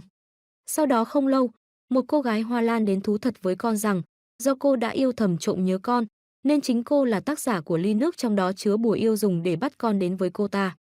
Những tưởng sau khi uống xong, con sẽ đi tìm cô ta. Nhưng con đã không bị trúng bùa, khiến cô ấy rất ngạc nhiên và khiếp sợ. Thầy bùa giải thích với cô ấy rằng âm binh của ông ta không thể nào thâm nhập được con, vì con đã được bảo vệ rất tốt. Cô ấy trình bày xong mọi lẽ thì xin học giáo lý để gia nhập đạo vì lý do Chúa của đạo Công giáo quá mạnh. Nghe tôi kể xong, cha Sở căn dặn thêm rằng ở giữa xứ Sở đầy rẫy những nguy hiểm hồn xác, tôi phải cố gắng giữ sao cho thật kiên vững đức tin vào Chúa, đừng bao giờ lo sợ vì Chúa luôn bảo vệ ai tin tưởng và đặt hết lòng trông cậy nơi người. Cha nhắc lại câu trước đây đã nói, đức trọng quỷ thần kinh, đức ở đây vừa là nhân đức, vừa là đức tin. Phải rèn luyện nhân đức cho nhiều và đức tin phải luôn thật vững chắc, như thế ma quỷ mới kiêng dè.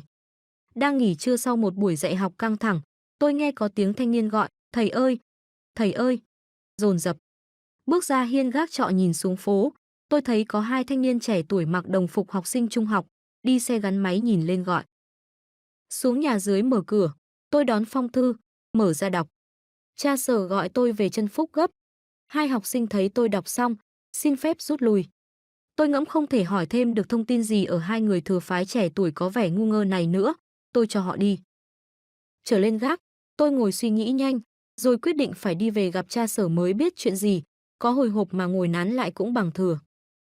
Tôi báo tin cho cô Mụ Bảy, chủ nhà bảo xanh tôi đang trọ. Nhanh chóng ra bến xe thuê một xe Honda ôm, tức tốc hướng về chân Phúc. 6 giờ chiều tôi có mặt tại nhà giáo xứ chân Phúc. Đón tôi lại cũng bằng một phong thư nữa, nhưng lần này thì loại phong thư to kềnh, trang trọng và dày cộm. Vì cha Sở chân Phúc là cậu ruột của tôi, nên tôi hỏi. Thưa cậu, đây là thư gì và do ai gửi? Cha Sở chân Phúc lắc đầu. Tôi có xem, mà chung quy chẳng hiểu gì. Con cứ mở ra, xem có hiểu gì không. Cậu tôi giải thích trong lúc tôi vừa mở phong thư đã được tháo niêm chỉ ra rồi. Chứng tỏ cha Sở hay cha Phó đã có nghiên cứu. Tôi có bàn với cha hiệu trưởng rằng, tuy không hiểu mô tê gì, nhưng có vẻ chuyện chi đó rất quan trọng, và lại không nguy hại, nên cứ cử con đi xem sao vì người ta điền đích danh con trong hết mọi thứ giấy tờ chứa trong đó. Cha Sở cười. Tôi xem toàn bộ và hiểu ra chút ít. Đây là một khóa học kéo dài 4 năm, mỗi năm chỉ học vào 3 tháng hè, do Bộ Quốc gia Giáo dục Việt Nam phối hợp với Bộ Giáo dục Mỹ mở tại Binh Thơi, thành phố Cần Thơ. Dành cho mỗi trường trung học đệ nhị cấp công lập của khu học Chánh 4 một giáo sư được chọn theo một số tiêu chuẩn. Để đào tạo thành hiệu trưởng kiêm giám đốc trung học cho hệ giáo dục mới, tôi trình bày sơ cho cha Sở cậu tôi. Đúng lúc đó cha Phó kiêm hiệu trưởng trung học từ bên trong nhà xứ đi ra, cha bảo. Cậu hay thế, ở tận chốn khỉ ho có gáy mà cũng được người ta mời đích danh để đi học. Làm sao hay thế? Trong khi người ta tuyển chọn toàn các trường công lập, trường mình là tư thục, đằng khác cậu có về đây dạy được ngày nào đâu. Tôi trả lời gượng gạo. Con thật là không làm gì cả và cũng không thể hiểu nổi. Chỉ còn nước đi đến nơi mới biết rõ thực hư. Tôi xem lại ngày nhập học và phát hiện. Thưa cậu, thưa cha, đã trễ hạn nhập học những 2 ngày rồi. Sáng hôm sau tôi lên đường đến Cần Thơ. Vừa bước vào cổng trường, xuất trình giấy tờ cho nhân viên gác cổng xong, tiếng người oang oang trên loa phóng thanh chào tôi, một học viên mới đến. Tôi được dẫn đi nhận phòng và nhận mọi thứ lỉnh kỉnh trang bị cho việc học tập. Tôi ngỡ ngàng bước vào giảng đường rộng nơi mọi người đang chăm chú dạy và học, để bắt đầu khóa học. Tôi đếm được 66 học viên, phần lớn đứng tuổi, là những giáo sư công lập mái đầu hầu hết đã hói hoặc đã hoa dâm, chỉ lác đác vài người trẻ. Tôi là người trẻ tuổi nhất. Phần lớn là nam giáo sư, chỉ có 8 giáo sư nữ đa số đẹp và quý phái. Nói chung vừa nhìn vào đã thấy tất cả đều thuộc thành phần được ưu tuyển. Chương trình sinh hoạt trong một ngày rất xiết xao và nặng nề. 5 giờ sáng thức, thể dục, điểm tâm, 7 giờ học đến 12 giờ ăn trưa, 13 giờ học đến 18 giờ tắm rửa và ăn tối, 20 giờ học đến 22 giờ ngủ. Các giảng viên toàn những người danh tiếng trên Sài Gòn, hoặc nhân viên các phái bộ, hoặc từ tổ chức UNESCO các nước gửi qua. Tuy cách tổ chức làm ta cảm thấy rất tự do, nhưng nội dung học quá nặng khiến sự tự do, thoải mái và được tôn trọng hầu như không còn ý nghĩa gì nữa. Thứ Bảy và Chủ nhật được nghỉ và xả trại hoàn toàn, đi đâu tùy ý, nếu ai về nhà hoặc đi xa. Sẽ được hoàn lại tiền lộ phí. Mỗi tháng mỗi người được lĩnh lương vì công tham gia khóa học. Tôi dần quen với nếp sinh hoạt, vì mới tạm ngưng học hơn 1 năm qua để đi giúp xứ, sức lại trẻ, lại vừa độc thân và sống nghiêm túc nên học rất suôn sẻ, dễ chịu và mỗi ngày càng thêm tiến bộ ở mọi lĩnh vực. Còn các anh, các chú, các bác khác học cùng khóa ai nấy tỏ vẻ ngán ngẩm vì lẽ bận bịu vợ con, gia đình, trách nhiệm, nên trí óc họ không còn dễ tập trung hay linh hoạt trong việc tiếp thu, hầu hết họ học có vẻ thật khổ sở. Khóa 1 kết thúc sau 3 tháng. Tôi về kể cho cha Sở Chân Phúc và cha phó kiêm hiệu trưởng vanh vách mọi điều, ai nấy đều mừng rỡ cho tôi vì đã may mắn, bất ngờ nhận được một suất học quá ích lợi. Những kiến thức sau 3 tháng đầy ắp giống như đã học một chương trình những 3 năm, dường như cái gì cũng được người ta nhồi nhét vào đầu. Trở về giáo xứ Long Thạnh, tôi tha hồ áp dụng ngay những điều mình vừa học. Thật là thú vị. Một buổi sáng sau đó khoảng trên dưới 1 tuần, đang loay hoay chuẩn bị ăn sáng, nghe tiếng xe, nhìn ra cổng, tôi giật thót mình khi người ngồi sau xe Honda sĩ số 72 màu đỏ bước xuống là ông mặt dẹp. Thoáng một cái ông đã vào tận nơi tôi đang ngồi trên ngôi nhà sàn cao. Chào ông thầy, đi học về khỏe chứ? Tôi nghĩ ngay, lạy Chúa, ông ta biết hết mọi chuyện tôi làm rồi còn gì. Tôi vừa cười vừa giả bộ. Chú nói ai? Tôi có đi học gì đâu. Ông ta hừ một tiếng rồi nhìn ra ngoài sân tỏ vẻ như đang nói chuyện nghiêm chỉnh chứ không đùa. Sau một vài hơi thuốc, ông ta nói tiếp. Có biết ai lo cho? Được đi học không? Ông cao giọng vào cuối câu như một ông chủ điền hách dịch hỏi sách mé tá điền của mình. Tôi bỗng đoán ông ta đang muốn xía vô để kể công. Gì đây? Nên hỏi cho rõ. Thưa ai lo ạ? Ông ta gằn giọng. Tổ chức lo chứ còn ai nữa. Có tiền cũng không vào được khóa học đó đâu. Tôi tức anh ách vì tuy vào đầu khóa học, tôi không hiểu ất giáp, không đoán ra tại sao mình được chọn đi học, nhưng sau khi một hôm phát hiện trong số bạn học có một sư huynh La San. Vị này nói cho tôi biết là hệ giáo dục mới nhắm đến hệ thống trường công lập, chỉ chọn 2 trường tư thục công giáo làm thí điểm. Sư huynh và tôi là 2 nhân tố được chọn làm thí điểm ấy. Lúc đó tôi mới biết chẳng có gì là ưu tuyển trong việc được vào học khóa học này. Nay nghe ông mặt dẹp kể công, tôi thấy không đúng sự thật. Tôi nói, khóa học ấy chỉ là thí nghiệm, mọi chuyện còn dò dẫm và nghiên cứu, không có gì là ghê gớm hết chú ơi. Ông mặt dẹp đã không tức giận, còn tỏ ra khá điềm tĩnh. Hừ, chuyện gì rõ sẽ rõ. Tôi không đùa, ông thầy sẽ đỗ đạt hiển vinh trong khóa học này. Tất cả mọi sự đều lo vun quén cho ông thầy chớ phủi ơn. Tôi cũng mất hứng, hay đúng ra mất hết can đảm để cãi thêm, nhưng suy nghĩ nhanh, chuyện này phải gặp cha Luca để cha tìm cách can thiệp chứ tôi không muốn dính dáng gì đến ông lực lượng một chút nào. Cũng chẳng muốn nhờ ơn ai ngoại trừ nhờ ơn Chúa như cha Luca đã từng dạy và đã từng nêu tấm gương quá rõ ràng rằng chỉ nhờ vào duy nhất ơn của Chúa, thế nên chẳng ai làm gì được cha. Tôi lặng thinh không nói thêm một câu nào nữa. Ông mặt dẹp cầm nón phớt đứng lên từ giã. Tôi nói vậy thôi chứ đã làm gì đâu. Từ trên nhà sàn xuống, khi chân chạm tới đất, ông mặt dẹp ngoái đầu lên nói thêm một câu làm tôi cảm thấy càng thêm nặng nề và căng thẳng. Nhưng ăn trái phải nhớ kẻ trồng cây. Vậy thôi. Lần về thăm cha Luca tiếp theo sau, tôi kể hết cho cha nghe. Nghe xong cha kể lại cho tôi nghe một câu chuyện. Vào năm đó giặc giã nổi lên dữ dội, chiến tranh ngày càng khốc liệt, có chuyện tôi phải về tòa giám mục. Trên con đường lúc trở về lại An Biên, đến bến phà Châu Long thì trời đã chạng vạng tối, lính tráng xung công hết số phà. Ghe ở bến phà để vận chuyển xác người chết và thương binh, tôi bắt buộc phải cùng vài người nữa thuê một chiếc xuồng để sang con sông Hậu rất rộng. Xuồng thì nhỏ, chở 5 người đã khá chòng chành lại phải băng qua một con sông có nhiều sóng dữ vào lúc trời nhá nhem tối. Tình thế thật nguy hiểm, nhưng phải đi vì không còn cách nào khác. Khi ra giữa sông, mọi người thất kinh vì gió và sóng ngày càng nhiều. Với một chiếc rầm nho nhỏ, gió ngược làm cho ta có cảm tưởng gần như chiếc xuồng không nhích tới trước được bao nhiêu. Thế là sóng từng cơn làm chao đảo, trôi hụp chiếc xuồng. 10 phần tôi thấy hết 8 phần là hứa hẹn sẽ bị nhấn chìm xuống sông sâu. Tôi bắt đầu cởi giày, lột áo dòng ra chuẩn bị sẽ phải bơi vào bờ, nhưng nhìn vào bờ. Ôi còn ở xa thăm thẳm và mịt mờ. Tôi liệu sức, chắc không thể bơi vào nổi nếu chẳng may xuồng bị sóng dữ nhấn chìm. Tôi chỉ còn nghĩ đến cái chết trong khi miệng cầu xin liên hồi. Đúng vào lúc chiếc xuồng sắp chìm, đúng vào lúc mọi người la lên hoảng loạn thì chiếc xuồng bỗng dưng nhẹ tên lướt tới như có ai kéo đi trượt êm trên mặt nước. Nhìn ra phía trước tôi càng ngạc nhiên khi thấy mờ mờ một bóng người mặc áo choàng trắng đang lom khom đi trước kéo chiếc xuồng trườn theo sau, bóng người như đi trên mặt nước. Mọi người há hốc đến im phăng phắc. Chỉ trong phút chốc, chiếc xuồng đã tiến vào còn cách bờ chỉ chừng trăm mét, bóng trắng biến mất.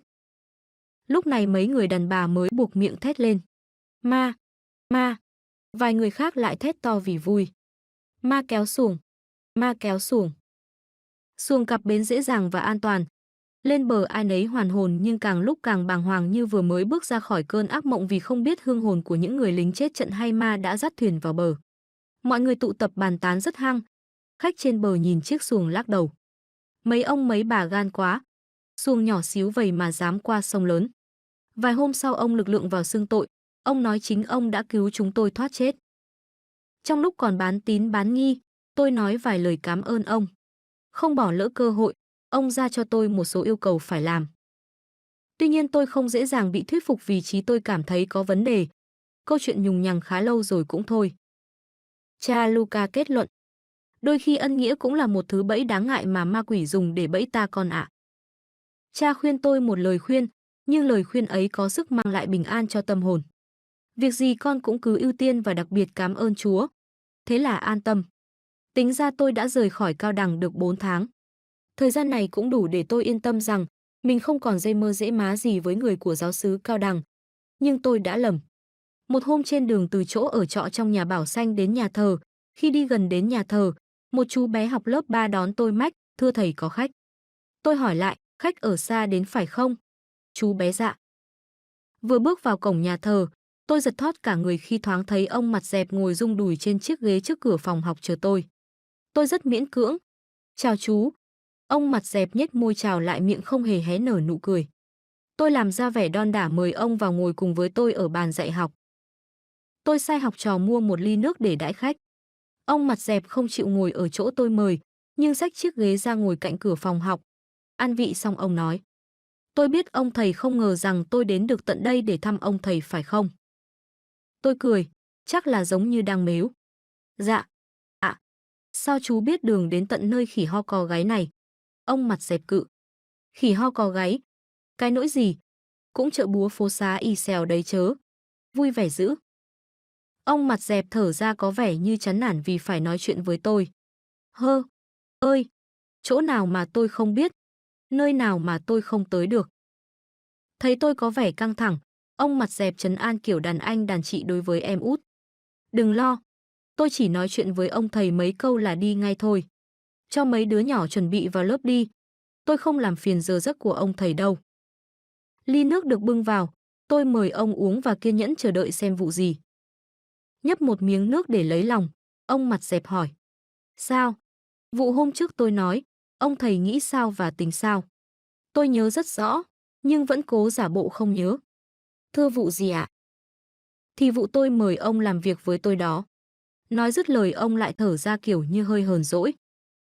Tôi nói một câu mà về sau này cứ hối hận mãi rằng mình không chịu suy nghĩ kỹ. Tôi sẽ được lợi gì trong vụ cộng tác với chú? Giống như ông mặt dẹp vớ bở, ông cười nhếch mép nói ngay. Được nhiều, được nhiều, để rồi coi. Ông mặt dẹp đứng dậy úp chiếc nón nỉ màu đen lên đầu rồi ra đi. Tôi thực sự chưa hiểu sao ông lại đột ngột ra đi khi tôi chưa trả lời dứt khoát. Nhưng tôi đã lầm. Tôi xin kể dần. Các em nữ huynh trưởng thiếu nhi thánh thể kể tôi nghe trong vùng này có một người đàn ông khoảng 50-60 tuổi, không rõ thuộc tôn giáo nào nhưng có lối sống kỳ dị. Mặc quần áo nâu, tóc để dài chấm vai và cứ đi làm phước, từ thiện, cho mọi người bất phân tôn giáo, giàu nghèo, sang hèn. Nên người ta gọi là ông đạo.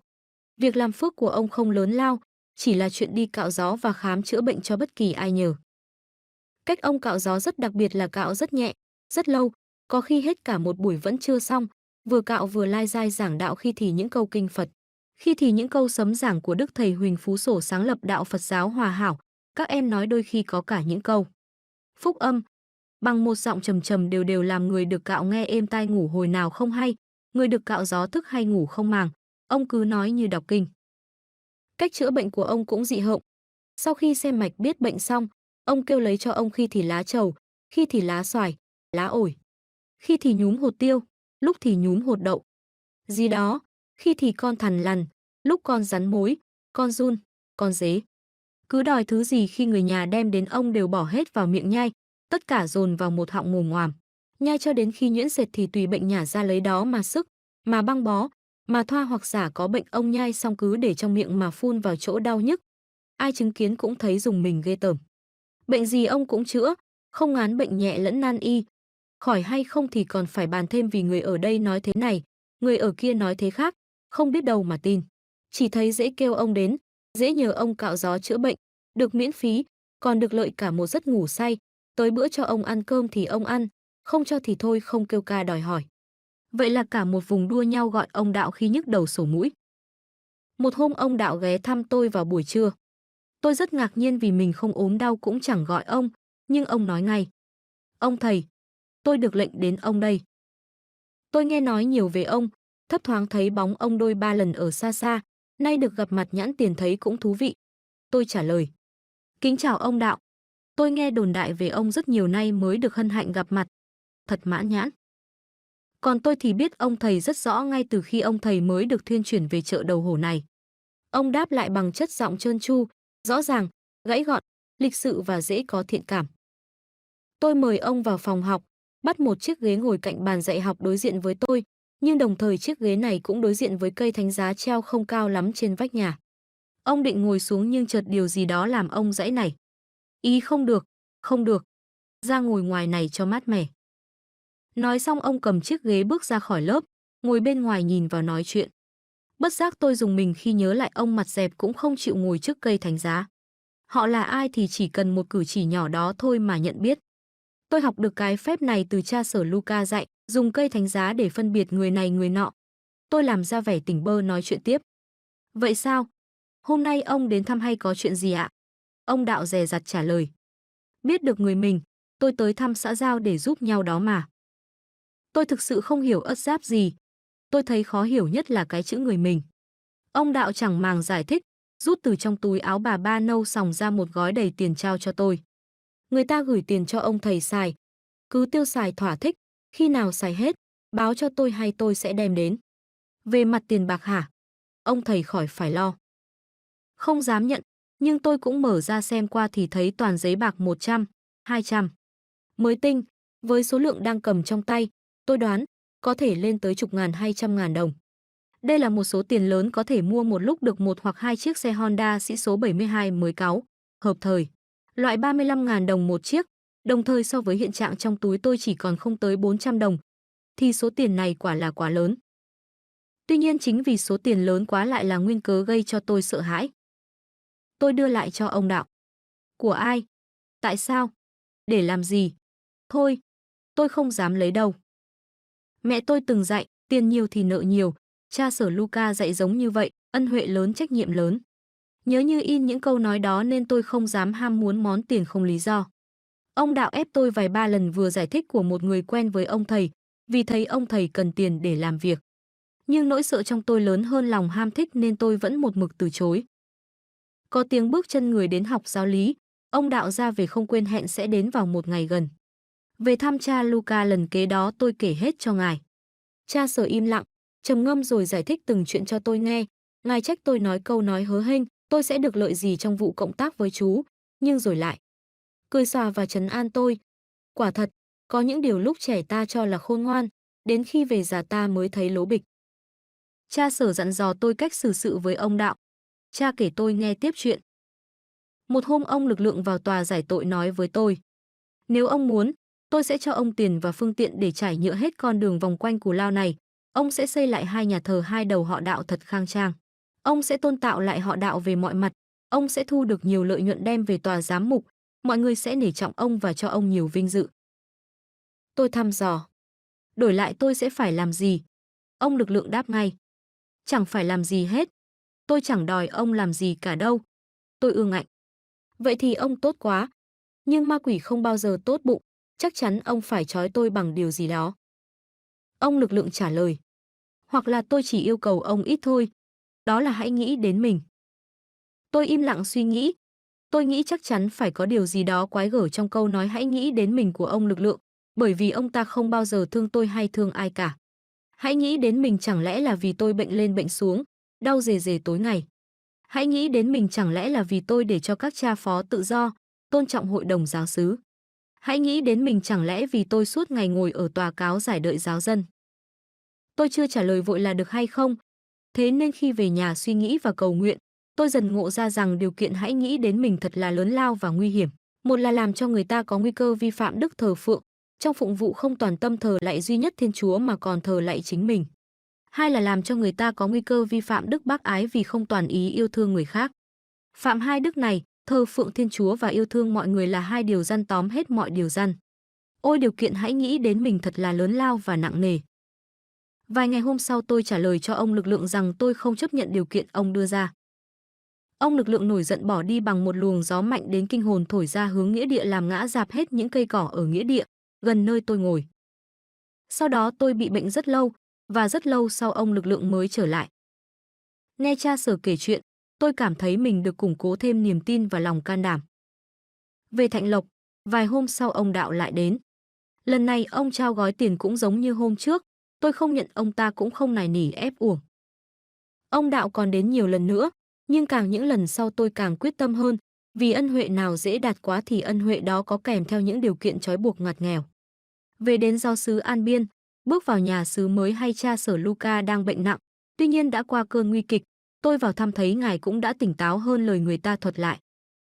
Thấy tôi về thăm, cha mừng rỡ ra mặt như được gặp lại người thân trong gia đình. Tôi bắt ghế ngồi ngay cạnh giường cha và lặng im không dám hỏi han gì sợ làm cha mệt.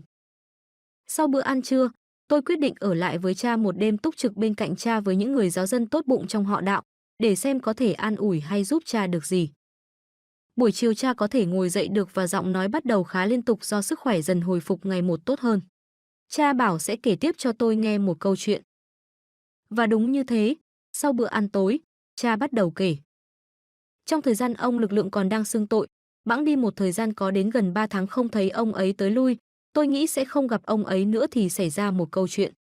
Câu chuyện tôi sắp kể gần như là một trang tâm sự giữa hai người cùng đi tu, một người đi trước nói với một người đi sau. Lúc đó có một phụ nữ ở Sài Gòn về đây nói để lập nghiệp và sinh sống. Đó là một người đàn bà tuổi chừng trên dưới 40 trông duyên dáng, thông minh và sắc sảo. Bà ta đến trình diện với tôi và nói ý định của mình vì chồng bà đi lính chẳng may tử trận đã vài năm qua. Vì không con cái nên thấy không tiện ở lại nhà chồng, do đó muốn về giáo xứ này để nương náu cho cuộc đời còn lại. Sau lần trình diện ấy, bà ta cứ đến thăm tôi ngày càng nhiều, mỗi lần đều đi với quà cáp. Nếu không quà cáp thì săn sóc cho tôi từng ly từng tí, càng ngày càng chăm sóc cho tôi cả những chuyện vặt vãnh. Vì thông minh, nên bà ta biết cách khen tôi đủ điều, đúng cách và đánh trúng tâm lý của tôi dù tôi rất cảnh giác trước những lời khen. Vì sắc sảo nên bà ta biết cách đọc được những ước muốn, những niềm vui, nỗi buồn, tâm trạng nói chung của tôi qua những lời tôi nói, những việc tôi làm, qua những biến cố xảy ra trong họ Đạo, từ đó có cách an ủi, trấn an, góp ý, lẫn khuyên can năm vì duyên dáng cho nên bà ta chinh phục cảm tình tôi không biết từ lúc nào, khiến lúc nào tôi cũng nghĩ đến bà ta. Cho đến một ngày kia tôi cảm thấy cần biết bao đến sự hiện diện của bà ta bên cạnh mình. Ngưng kể một lúc để thở. Cha nói tiếp. Gần như một quy luật, hễ khi nào ông lực lượng không đến xưng tội, thì y như rằng sẽ có một chuyện gì đó xảy ra cho tôi. Cha Sở Lúa Ca gật gù với nhận xét trên, uống ngụm nước rồi kể tiếp. Cảnh giác hết sức, nghiêm nhặt hết sức, cầu nguyện và lo việc bổn phận hết mình vậy mà tôi vẫn ở mấp mé bờ vực của sự sa ngã. Khi người đàn bà thấy rằng tôi có cảm tình với bà ta, tôi cần bà ta và tôi có nhu cầu không thể thiếu bà ta thì bà ta bắt đầu tiến thêm một bước nữa. Đó là bà ta lui tới vào những giờ ngặt nghèo như buổi trưa, buổi tối vắng người, đôi lúc giả làm người đi xưng tội để được đến bên tôi. Những lúc ấy ăn mặc thật gợi cảm nhưng luôn tỏ vẻ trang nghiêm vô tôi. Đến lúc này giáo dân bắt đầu xì xầm bàn tán. Cũng có lúc có những giáo dân đạo đức nói những lời ngụ ý cảnh báo. Nhưng tôi để ngoài tai và tự biện minh rằng mình chưa phạm lỗi gì.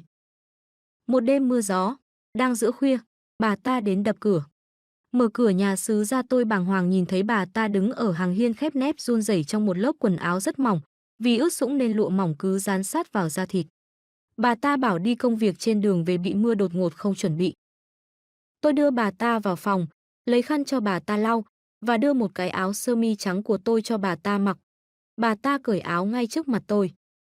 Lúc này trong phòng chỉ còn một chiếc đèn dầu leo lét, ngoài trời mưa to đến độ không ai có thể nghe tiếng gì ngoài tiếng mưa sầm sập, tiếng gió thổi thật mạnh và tiếng sấm chớp. Khi tôi chỉ còn cách sự sa ngã trong gang tấc, thì bỗng một tia chớp rọi sáng xuyên qua màn lưới cửa sổ mở. Tôi thấy bà ta bỗng khác lạ, khác hơn hình dáng thật trong những lúc bình thường ban ngày. Tiếp theo là tiếng sét nổ to đùng một cách thất thường, tất cả như đánh thức tôi và làm cho tôi đột nhiên tỉnh ngộ. Tôi trao bà ta cây dù đen thường dùng và hối thúc bà ta ra về ngay giữa mưa to gió lớn và đêm khuya. Lúc đó thì bà ta không còn ngần ngại gì nữa, ôm chầm lấy tôi, quấn chặt lấy tôi với những lời van xin, nhưng lúc này là lúc tôi cương quyết hơn hết, nên bà ta phải ngậm ngùi ra về. Với tang vật là chiếc áo sơ mi trắng và cây dù đen, tôi bị tai tiếng một thời gian rất lâu sau đó, nhưng rồi từ từ người ta mới hiểu lại cho tôi. Cha Sở ngưng kể, thở dốc vì mệt.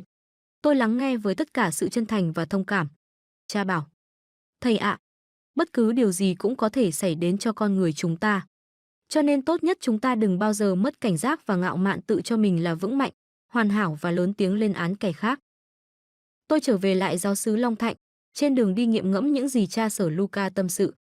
Tôi nghĩ ra một điều, thì ra tất cả loài người chúng ta đều yếu ớt, đều mỏng giòn, dễ vỡ, không ai có thể tự cho mình là mạnh mẽ. Cứ như cha Luca, tôi luôn cho ngài sừng sững như cổ thụ, vậy mà cũng vẫn có những lúc yếu đuối. Thì tôi là ai đây? Tôi nghĩ ra, muốn thắng cơn cám dỗ như cha Luca, hẳn phải có ơn Chúa. Muốn có ơn Chúa, phải thành tâm cầu nguyện, khiêm nhường và tỉnh thức. Tôi không phải đợi lâu mới tới lượt mình. Một phụ nữ người Việt có đạo sống ở Campuchia, lấy chồng là một sĩ quan hàm thiếu tá người Campuchia có được một con nhỏ. Không biết lý do gì, trốn về Việt Nam và trôi dạt đến ở trong đất thuộc giáo họ Long Thạnh. Người phụ nữ quá đẹp, nhưng nổi bật là khuôn mặt u uất với đôi mắt đen thăm thẳm. Khi vừa gặp tôi nàng đã nhìn tôi không rời, nhìn với cái cách như đã quen nhau từ hồi nào. Tôi thì không thấy quen, nhưng cái nhìn nuốt chửng của nàng đã làm tôi bối rối và có chút xao xuyến. Thế rồi nàng không bỏ một buổi đọc kinh sáng chiều nào do tôi tổ chức ở nhà thờ, chăm chỉ như một giáo dân đạo hạnh. Sau những giờ kinh, nàng thường lưu lại, nấn ná và tìm cách để tôi hỏi chuyện. Vì khuôn viên nhà thờ nhỏ hẹp, đi ra đi vô không sao tránh khỏi gặp nhau, nên tôi với nàng sớm quen nhau và dần dần trao đổi với nhau nhiều chuyện. Tôi không bị ai cản trở, đã vậy còn có lợi thế là hầu hết giáo dân đều muốn tôi an ủi, chia sẻ, khuyên nhủ người thiếu phụ kia để đừng trở về Campuchia sống trong tội với người chồng mọi dợ kia nữa để còn lo cho con cái sau này giữ đạo. Với sứ mạng thiêng liêng cao cả coi như của mọi người trao cho như thế, tha hồ tôi và nàng nói chuyện với nhau đến bao lâu tùy thích. Khác với cha Luca bị người đàn bà kia tấn công rất có bài bản và cấp tập. Tôi không hoàn toàn bị tấn công mà còn vui vẻ cầu mong cho mình được bị tấn công khi thấy rằng tình cảm của mình bắt đầu chớm nở với người thiếu phụ tên Bị Lan này. Lúc này tôi mới 23 tuổi, nàng hơn tôi 5 tuổi, vì thế nàng tỏ ra rất khôn khéo sành sỏi như một người đàn bà đứng tuổi. Nàng có thể đoán biết suy nghĩ của tôi và thường biết tôi sắp nói điều gì. Vậy mà tôi lại không thấy mình như một cậu học trò nhỏ bé trước cô giáo lão luyện về cuộc đời, cũng không thấy mình là một cậu em lẽo đẽo theo sau một bà chị sành sỏi. Không, nàng khôn khéo đến độ làm tôi thú vị trước sự sành đời, đồng thời lúc nào cũng vẫn thấy mình như một anh hùng trước một mỹ nhân yếu đuối.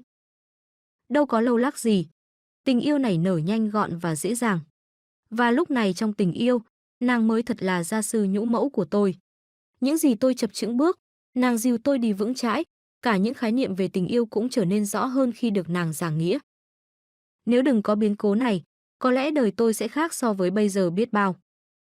Vào buổi trưa Chúa Nhật giữa tháng, khi cùng với nàng chuyện vãn, bỗng từ ngoài cổng nhà thờ bước vào là hai người đàn ông da ngăm đen, tóc quăn và có vẻ ngoài hung hãn dữ tợn. Sau khi chào hỏi tôi cách miễn cưỡng, Một người đàn ông nói với nàng bằng tiếng Campuchia, người kia nói bằng tiếng Việt. Nhắm thử xem bà có trốn khỏi chúng tôi được không bà thiếu tá. Cứ người này nói một câu tiếng Campuchia thì người kia nói một câu tiếng Việt.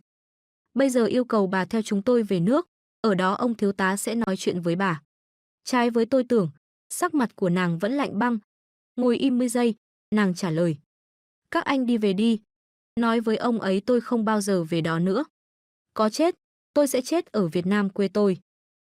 Hai người đàn ông trao đổi với nhau một hồi bằng tiếng Campuchia, rồi ra đi. Trước khi ra đi còn hăm dọa. Bà là vợ của cấp trên chúng tôi, nhưng nếu ông thiếu tá ra lệnh chúng tôi phải làm gì thì chúng tôi tuân hành không nương nể đâu đó. Khi hai người đàn ông đi khỏi, nàng cũng vẫn gương mặt u uất, mắt đen thăm thẳm như đáy đại dương chứ không lộ vẻ xúc động, nhất là không hề tỏ ra sợ hãi. Nàng bảo, em đoán đúng, sẽ có lúc họ tìm ra em ở nơi này. Im lặng vài giây bỗng nàng hỏi tôi, anh có muốn cùng em đi thật xa không? Nàng vẫn gọi tôi là thầy, nhưng lúc này đã đổi từ thầy ra anh. Tôi không màng chuyện đó, mà chỉ nghĩ là dứt khoát không thể đi với nàng được, vì tôi chưa có một ý nghĩ gì ngoài chút tình yêu vô vọng với nàng. Tôi im lặng giả vờ còn đang suy nghĩ. Không đợi tôi trả lời, nàng nói. Thôi, từ từ tính, chẳng gì phải lo. Nàng đứng dậy chào. Xin phép thầy em về. Chúng tôi vẫn gặp nhau, nhưng trong khi tôi lo lắng hồi hộp cho số phận của nàng thì nàng vẫn lạnh như một tảng băng, chuyện trò rỉ rả như không có chuyện gì xảy ra. Một hôm nàng nói với tôi nhiều câu nghe kỳ lạ, nhưng có câu này nàng nhắc tới nhắc lui làm tôi nhớ mãi. Dù em ra sao và ở phương trời nào, em vẫn nhớ đến thầy. Còn thầy thì sao? Một buổi sáng Chúa Nhật, có đông người đến nhà thờ đọc kinh và tham dự nghi thức phụng vụ lời Chúa, vì nhà thờ nhỏ hơn so với số giáo dân đông đảo và siêng năng, nên số người phải đứng ngoài nhà thờ khá đông, khiến cho sân nhà thờ càng trở nên chật chội và bất tiện. Giờ đọc kinh đã xong, khi mọi người từ trong nhà thờ kéo nhau ra về, tôi bỗng nghe hai tiếng súng nổ chát chúa. Tiếng mọi người la lối hoảng loạn. Chúa ơi! Có giết người! Chết người rồi! Bắt tụi nó! Chạy theo bắt tụi nó! Tôi hốt hoảng chạy ra tiền đình nhà thờ. Chưa tới nơi đã có tiếng các bà thảng thốt. Mỹ Lan bị bắn rồi! Họ bắn chết Mỹ Lan rồi! Khi tôi ra đến nơi thì thấy nàng nằm sấp, máu đỏ thắm từ cổ chảy ra thành dòng. Mỹ Lan bất động trong y phục áo sơ mi trắng quần đen, trông thật hiền lành, thanh thoát đến tội nghiệp. Tôi sững sờ trong lúc mọi người cố gắng đưa nàng đến bệnh viện nhỏ trong thị trấn để may ra còn cứu vớt được gì, nhưng nàng đã ra đi vĩnh viễn. Mọi người đồn đại nhau rằng thấy hai người mặc quân phục, họ đoán là lính ông thiếu tá Dẻo, một tiểu đoàn trưởng ăn chơi và khát máu, ra tay thanh toán Mỹ Lan do nguyên cớ gì đó bí ẩn. Chỉ có mình tôi là biết rõ sự việc, chồng nàng, tay thiếu tá người Campuchia, đã sai đàn em vượt biên giới đến giết nàng do nàng không chịu trở về Campuchia để quay lại sống với hắn ta. Mỹ Lan chết thật đau thương làm tôi nhớ mãi. Cuộc tình chớm nở rồi nhanh chóng tiêu tan. Tuy nhiên ở một góc độ khác mà xét, nếu Mỹ Lan còn sống, liệu tôi có thoát ra khỏi sự cám dỗ mà cha Sở Luca đã thoát ra một cách anh dũng không? Tôi là một tay mơ, mới lớn, non nớt, háo thắng, lãng mạn và ướt át. Nếu không có sự kiện đau lòng kia chắc tôi đại bại và mất trắng trong cơn cám dỗ ngọt ngào kia. Ngẫm nghĩ lại, không có tuổi nào, không có chức vụ nào, không có bậc nào và chắc chắn không có ai trong loài người không luôn bị nguy cơ của những cơn cám dỗ rình rập. Không bị những cơn cám dỗ công khai thì bị những cơn cám dỗ thầm kín tấn công, và cũng chẳng ai dám tự hào mình đủ mạnh để chiến thắng nếu không có ơn Chúa trợ lực. Tôi tự rút cho mình một bài học, từ nay không nhanh mồm lẹ miệng khuyên người này, nhủ người khác, chỉ khi nào ai xin ý kiến tôi mới dám thận trọng thử đưa ra lời đề nghị. Long Thạnh ngày càng đúng với câu đất bằng dậy sóng của người xưa khi nói về chiến tranh, tai ương, tăng tóc bỗng xảy ra cho một vùng đất. Những cơn pháo kích ngày càng không còn quy luật gì nữa. Trước đây mỗi khi tiểu đoàn của ông thiếu tá Dẻo tàn độc hành quân qua biên giới, nói là hành quân thực ra giết người cướp của, trở về, lập tức Long Thạnh hứng chịu một đợt pháo kích dữ dội vào ban đêm ngay sau đó. Nay quy luật đó không còn nữa, pháo kích ngày lẫn đêm không rõ lý do, làm người dân phải gánh chịu tai ương với biết bao thương đau tang tóc. Một sáng sớm kia sau một đêm tàn khốc vì pháo kích, tôi đến nhà thờ vào lúc 4 giờ rưỡi như thường lệ. Mở cửa nhà thờ bước vào, chân tôi đạp phải rất nhiều mảnh vụn gì đó dưới chân, đoán mãi cũng không biết đó là những gì và tại sao. Tôi mò mẫm lên đến bàn thờ trên cung thánh, bật diêm châm nến. Tôi hãi hùng khi thấy cảnh tượng đổ nát khắp nơi, bàn ghế bị gãy đổ, sàn nhà la liệt mảnh vụn, nào của vụn gỗ, nào của mảnh tôn, nào của bê tông, thậm chí của cả sắt thép. Tôi nhìn lên, nóc nhà thờ bị xé toang đến trống lơ trống lốc. Thì ra đêm vừa qua đạn pháo kích trúng ngay giữa nhà thờ. Giáo dân giáo xứ Long Thạnh đa số rất nghèo, từ Campuchia hồi hương, cắm rùi trên phần đất hoang sát bờ sông biên giới, che những căn nhà thô sơ hay những nơi ở nửa nhà nửa lều. Vậy thì làm thế nào để có thể tránh đạn pháo kích? Tìm hiểu tôi mới biết thực trạng đau lòng, mỗi khi có pháo kích, cả gia đình nhảy xuống sông. Khi nghe tiếng đạn rít bay trên đầu, người ta hụp xuống nước, khi nghe hoặc đoán chừng đạn nổ xong thì trồi đầu lên. Cứ hễ khi nào có pháo kích người ta đều làm vậy, cho nên sáng ra khi dạy học, tôi thấy nhiều em học trò lớn nhỏ của tôi mắt đỏ lừ vì phải lặn hụp dưới nước nhiều lần. Mỗi lần nhiều giờ trong một đêm. Hoặc các em đi học phải cởi trần vì không còn áo khô mặc. Nạn pháo kích bừa bãi cũng làm tôi thoát chết một lần. Một buổi trưa tôi vừa dạy học xong thì pháo kích ập đến. Tôi và các em học sinh như thói quen cũ, chạy vào nhà thờ trú ẩn. Thầy trò vừa nấp dọc theo bức tường nhà thờ vừa đọc kinh to tiếng xin Đức Mẹ phù hộ các giáo hữu, quan thầy của nhà thờ, cứu cho tai qua nạn khỏi. Sau khi cơn pháo kích ngưng độ vài giờ, có người do cô mụ Bảy sai đến gọi tôi về nhà Bảo Xanh, nơi tôi ở trọ. Về đến nơi tôi thất kinh vì nhìn thấy căn phòng trên gác trọ của tôi tan nát đến không còn gì nguyên vẹn. Tôi sững sờ nhìn chiếc áo sơ mi mới má tôi vừa sắm cho tháng trước còn đang xếp cất trong chiếc túi Air France. Lỗ chỗ có đến vài ba chục lỗ thủng. Tôi thầm nghĩ nếu mình đang ở phòng trọ lúc đó có lẽ cũng nát như chiếc áo sơ mi thôi. Lúc đó tôi chỉ còn theo phản xạ tự nhiên làm dấu thánh giá tạ ơn Chúa rồi mau mau đi về nhà thờ. Dân ở vùng này thường có câu nói cửa miệng, đạn tránh người chứ người làm sao tránh đạn. Chính vì thái độ chấp nhận và cam chịu đó, nên người ta dần trở nên chai đá trước những cái chết thương tâm do đạn pháo kích gây ra, thường khi dứt tiếng pháo kích. Xong đâu đó việc cứu hộ, người ta lại lao vào tất bật làm ăn sinh sống, coi như pháo kích là một phần trong chương trình sinh hoạt hàng ngày của họ. Tôi thì không được như họ, cứ sống trong trạng thái phập phồng lo sợ, và mỗi khi có người trong họ đạo chết hay bị thương tật vì đạn pháo kích, tôi lại xót xa thương cảm khó nguôi. Tôi biết rõ bản thân mình lắm, không thể nào quen được với những đau thương tăng tóc cứ liên tiếp diễn ra hoài hoài. Chính tính đa cảm lại là một nỗi khổ nữa đeo bám tôi suốt năm giúp xứ này. Chính sự đa cảm mà tôi đau khổ với câu chuyện sau đây rất lâu. Trong xứ đoàn thiếu nhi thánh thể Long Thạnh do tôi lập ra tại đây, có một gia cảnh rất đáng thương. Đó là hai chị em ruột trong đoàn thiếu nhi thánh thể Long Thạnh, cô bé lớn 16 tuổi tên Đào, cô bé nhỏ 12 tuổi tên Lan. Hai cô gái rất hồn nhiên vô tư và gương mặt bầu bĩnh dễ thương. Cả hai cô bé, nếu không ai nói thì không biết, có gia cảnh rất khổ, mẹ bỏ đi để lại ba cha con từ rất lâu. Người cha lớn tuổi yếu đau bệnh hoạn triền miên nên làm lụng vất vả cho lắm cũng không đủ ngày hai bữa cơm. Các em phải phụ giúp cha ngày ngày sang vùng đất Campuchia nằm sát sông biên giới để làm cỏ lúa hay cỏ dãy thuê. Như mọi hôm, hai em đang làm cỏ với nhiều người, pháo kích bất ngờ xảy ra. Theo kinh nghiệm dân gian, xưa nay đạn pháo kích không bao giờ rơi lặp lại đúng một chỗ hai lần. Vì ở giữa cánh đồng mênh mông trống trải không có chỗ nấp, nên khi quả đạn pháo kích trước vừa rơi xuống, nổ toang đào một hố to, những người làm cỏ thường nhảy xuống hố đó để bình an tránh đạn. Vậy mà đối với hai em Đào và Lan cái xưa nay ấy lại không xảy ra. Vừa thấy quả đạn trước nổ xong, hai chị em nhảy xuống hố đạn để nấp, lập tức quả thứ hai rơi ngay vào chỗ cũ. Hai em chết tan thây không có lấy một mảnh vụn của thân thể. Chuyện về pháo kích ở giáo xứ Long Thạnh còn nhiều, không thể kể hết những nỗi bi thương của giáo dân họ Đạo. Vì nhà thờ nằm ngay ngã ba đường, trước nhà thờ có sân tương đối rộng, nhà thờ lại chẳng có cổng, ai muốn ra vào đều tự do thoải mái. Nên mỗi lần lính ông dẻo đi hành quân hay quân đội đụng độ ở đâu đó, những xác chết vô thừa nhận đều đem về đặt ngay trong sân trước cửa nhà thờ. Chuyện này có từ trước khi tôi về đây.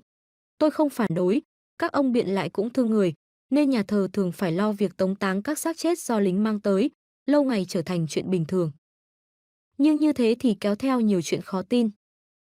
Một hôm đang nghỉ trưa ở nhà sàn nhỏ bé ở cuối sân nằm cạnh nhà thờ, tôi nghe tiếng ồn lớn giống như ai đó đang sắp xếp lại những băng ghế ngồi trong nhà thờ.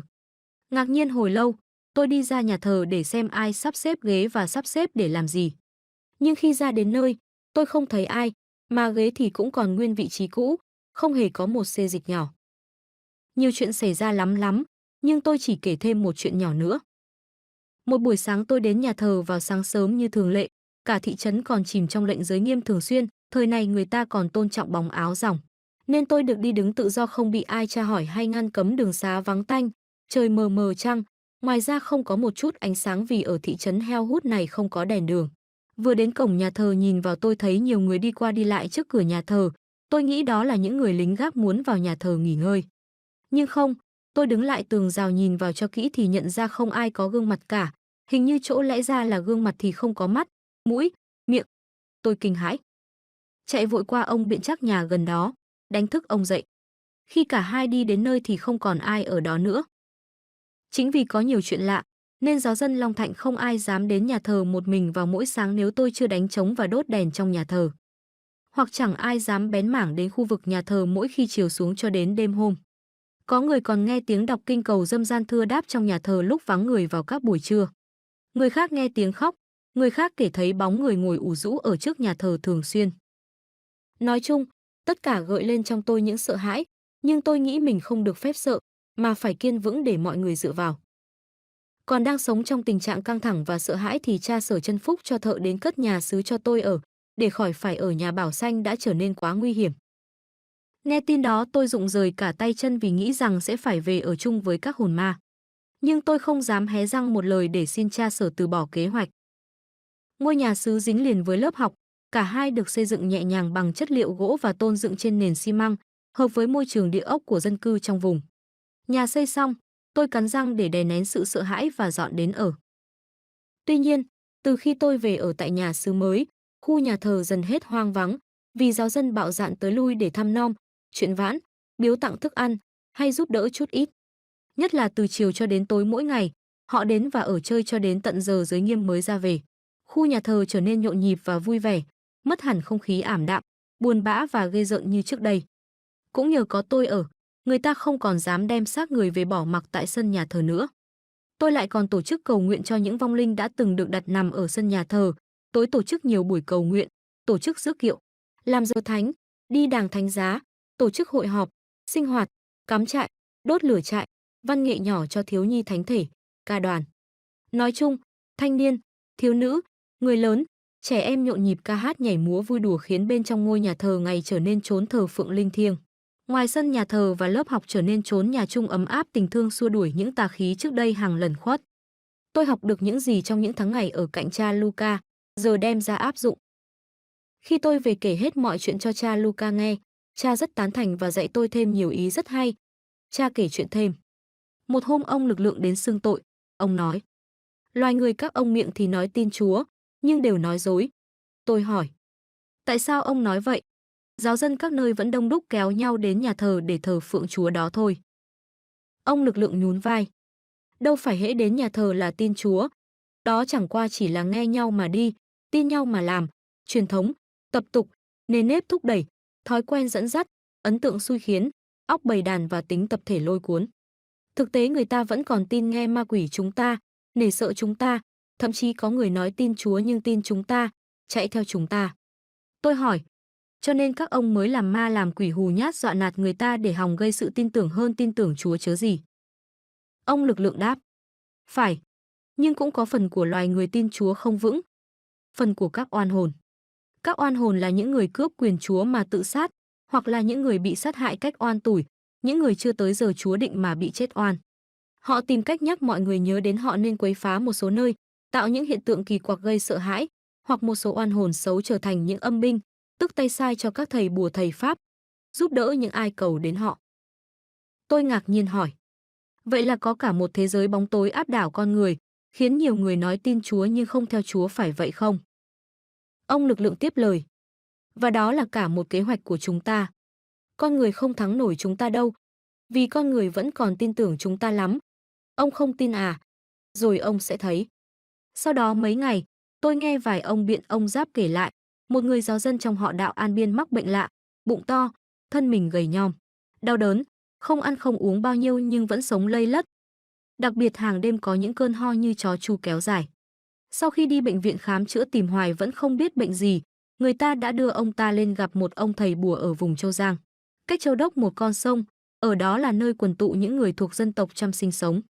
Tại nhà ông thầy bùa, người ta kể bệnh nhân đã được định bệnh bị thư ếm và cho uống một thứ thuốc nước. 1 giờ đồng hồ sau, bệnh nhân nôn ói ra một búi tóc đen to, những chiếc đinh dài nhọn hoắc và vài thứ vật dụng khác. Về nhà mọi người kinh ngạc và tin tưởng ông thầy bùa ở Châu Giang tuyệt đối. Các ông biện ông Giáp còn kể, đó không phải là trường hợp duy nhất đi lên thầy bà ở Châu Giang. Trong giáo xứ An Biên từ lâu đã có nhiều người đi lên đi về nườm nượp trên đó để chữa bệnh, mở bùa, coi vận mạng, thậm chí thư thuốc làm hại người khác. Cha Luca dặn tôi, bất kỳ lúc nào phải tin tưởng Chúa tuyệt đối. Niềm tin mạnh sẽ làm cho ma quỷ phải kiêng dè. Tin ai, người đó sẽ đến trợ giúp. Nghe thầy. Trở về giáo xứ An Biên trong một dịp cấm phòng cuối năm, cha Sở Luca bảo tôi nghỉ lại một đêm. Cũng sẵn đã muốn như thế để có cơ hội xin cha dạy nhiều điều tôi đang thắc mắc, tôi vâng lời ngay. Cơm tối xong tôi vào phòng cha. Như thường lệ, cha con bắc ghế ngồi bên nhau hàn huyên như một người cha và một người con chia nhau tâm sự. Tôi kể cha nghe một câu chuyện mà tôi cho là khó hiểu để xin cha giải thích hoặc cho vài ý kiến để đối phó. Tôi kể, ở Long Thạnh có một giáo phái rất lạ. Cái lạ trước nhất là mỗi tháng tín đồ tụ họp nhau lại vào đêm trăng rằm ở một đền thờ là ngôi nhà bát giác, che chắn bít bùng kín mít như một kho lương thực. Cái lạ tiếp theo là tại đó họ quây quần xung quanh một bàn thờ tròn lớn bằng xi măng ở giữa phủ nhung đỏ. Trên bàn thờ đặt một tô sành rất lớn chứa đầy máu tươi của khi thì bò, khi thì trâu, dê hay heo hoặc gà, vịt. Điều lạ nữa là họ thờ một vị thần tướng mạo mặt mũi trông rất dữ tợn và hung ác. Ăn mặc như các mãnh tướng trong các tuồng cổ, một tay cầm kích, một tay cầm hình nhân một con người đang oằn oại đau đớn. Vị mãnh tướng đứng nghênh ngang trông rất uy dũng tên là Đức Thượng Thiên Hoàng Vĩ, họ cho là còn cao hơn Đức Chúa Giêsu của ta. Một điểm lạ khác, theo con dò hỏi, giáo lý của họ là diệt kẻ ác và điều ác bằng sự thịnh nộ, độc dữ và quyết liệt nhất. Tín đồ nào diệt được nhiều người ác và nhiều sự ác sẽ được thăng thiên sau khi chết. Cha Sở Luca hỏi, giáo phái này tên gì và có đông tín đồ không? Thưa cha, giáo phái đó tên là Tam Không, chủ trương không người ác, không điều ác và không ý nghĩ ác. Giáo phái có khoảng vài ngàn tín đồ chỉ tính riêng tại Long Thạnh, ở nơi khác có không và có bao nhiêu tín đồ thì con không được biết. Nhưng hầu hết tín đồ người nào cũng có vẻ gì đó đằng đằng sắc tín, khích khí sùng đạo. Cứ xem họ uống máu sống một cách tự nhiên, ngon lành, không biết sợ, thì hiểu ngay họ không đùa khi theo đạo. Tôi xin phép kể thêm về một số điểm đặc biệt của giáo phái này cho cha Luca rõ trước khi đi hỏi ý kiến của cha. Về mặt tổ chức, họ có nhiều điểm giống Công giáo. Ví dụ thứ nhất, họ có một vị cao pháp sư đứng đầu gọi là pháp chủ tối cao với quyền bính tuyệt đối như Đức Giáo Hoàng bên ta. Ví dụ thứ hai là bên dưới vị cao pháp sư là cả một hệ thống gồm cấp đạo sư, cấp đạo sĩ và cấp học sĩ so như giáo sĩ và tu sĩ của ta. Giới này không khác gì giới quý tộc, hưởng rất nhiều quyền lợi, ngày nay qua ngày khác cứ ở không chẳng hề lao động, sản xuất, mà vẫn cứ được hưởng thụ đầy tràn, đã vậy lại còn được ăn trên ngồi chốc, được các tín đồ cung phụng hết chỗ nói. Phán ra điều gì mọi tín đồ đều phải răm rắp vâng nghe. Chính bởi vì thế mà giới quý tộc này, để bảo vệ quyền lợi quá to lớn của mình, đâm ra bảo vệ đạo giáo một cách điên cuồng đến không ngại đổ máu. Bên dưới giới này là tín đồ. Ví dụ thứ ba là ngoài những đại lễ trăng rằm mỗi tháng một lần, họ còn tụ họp riêng từng nhóm gọi là hộ lề mỗi tuần một lần, khẩu lề mỗi ngày một lần, để trông nom, củng cố và giám sát tín đồ thật chặt chẽ. Ví dụ thứ tư là việc dâng cúng tuy không bị luật lệ bắt buộc, nhưng phương pháp khuyến khích, hô hào, cổ võ, tuyên truyền, xách động, khuyên nhủ rất khôn ngoan khéo léo đã khiến tín đồ ồ ạt dâng cúng hàng bao nhiêu đất ruộng, đất vườn, nhà cửa, tài sản, tiền bạc, không chút tiếc sót. Ví dụ thứ năm là họ truyền đạo bằng phương thức rất thông minh, tức chung nhất và có hệ thống, họ dùng sự kín ẩn để gợi tính tò mò. Nói chung, giáo phái này tổ chức rất chặt chẽ, khôn ngoan và quy củ, chứng tỏ người sáng lập hẳn phải là người từ ở trong đạo Công giáo bước ra. Tôi bước vào chuyện chính, tức xin lời dạy của cha Luca. Lần họp mặt tất cả các tôn giáo vùng Long Thạnh tại một ngôi chùa lớn, trong giờ họp và ăn trưa, con được ngồi cạnh một vị đạo sư trẻ của Tam Không giáo, diện mạo nghiêm trang và quyết đoán. Ông ta kết bạn và sau đó lui tới thăm con nhiều lần. Ông ta thay mặt các đạo sư cao cấp mời con đến thăm viếng và tham dự các nghi lễ của Tam Không giáo. Con có đến dự đôi ba lần, con quan sát, tìm hiểu và đã vừa trình bày cha rõ như trên. Họ rất quý con, tuy vậy cho đến nay con vẫn chưa được diện kiến vị pháp chủ tối cao của Tam Không giáo, và hình như họ đang cố gắng chiêu mộ con vào đạo của họ. Con xin cha cho con lời khuyên nên tiếp tục mối bang giao với họ hay nên cắt đứt. Cha Luca từ đầu đã rất chăm chú lắng nghe mọi điều tôi nói. Ngài hỏi, con có cảm giác thế nào mỗi khi đến tham dự nghi lễ của họ? Tôi suy nghĩ một lúc rồi thưa.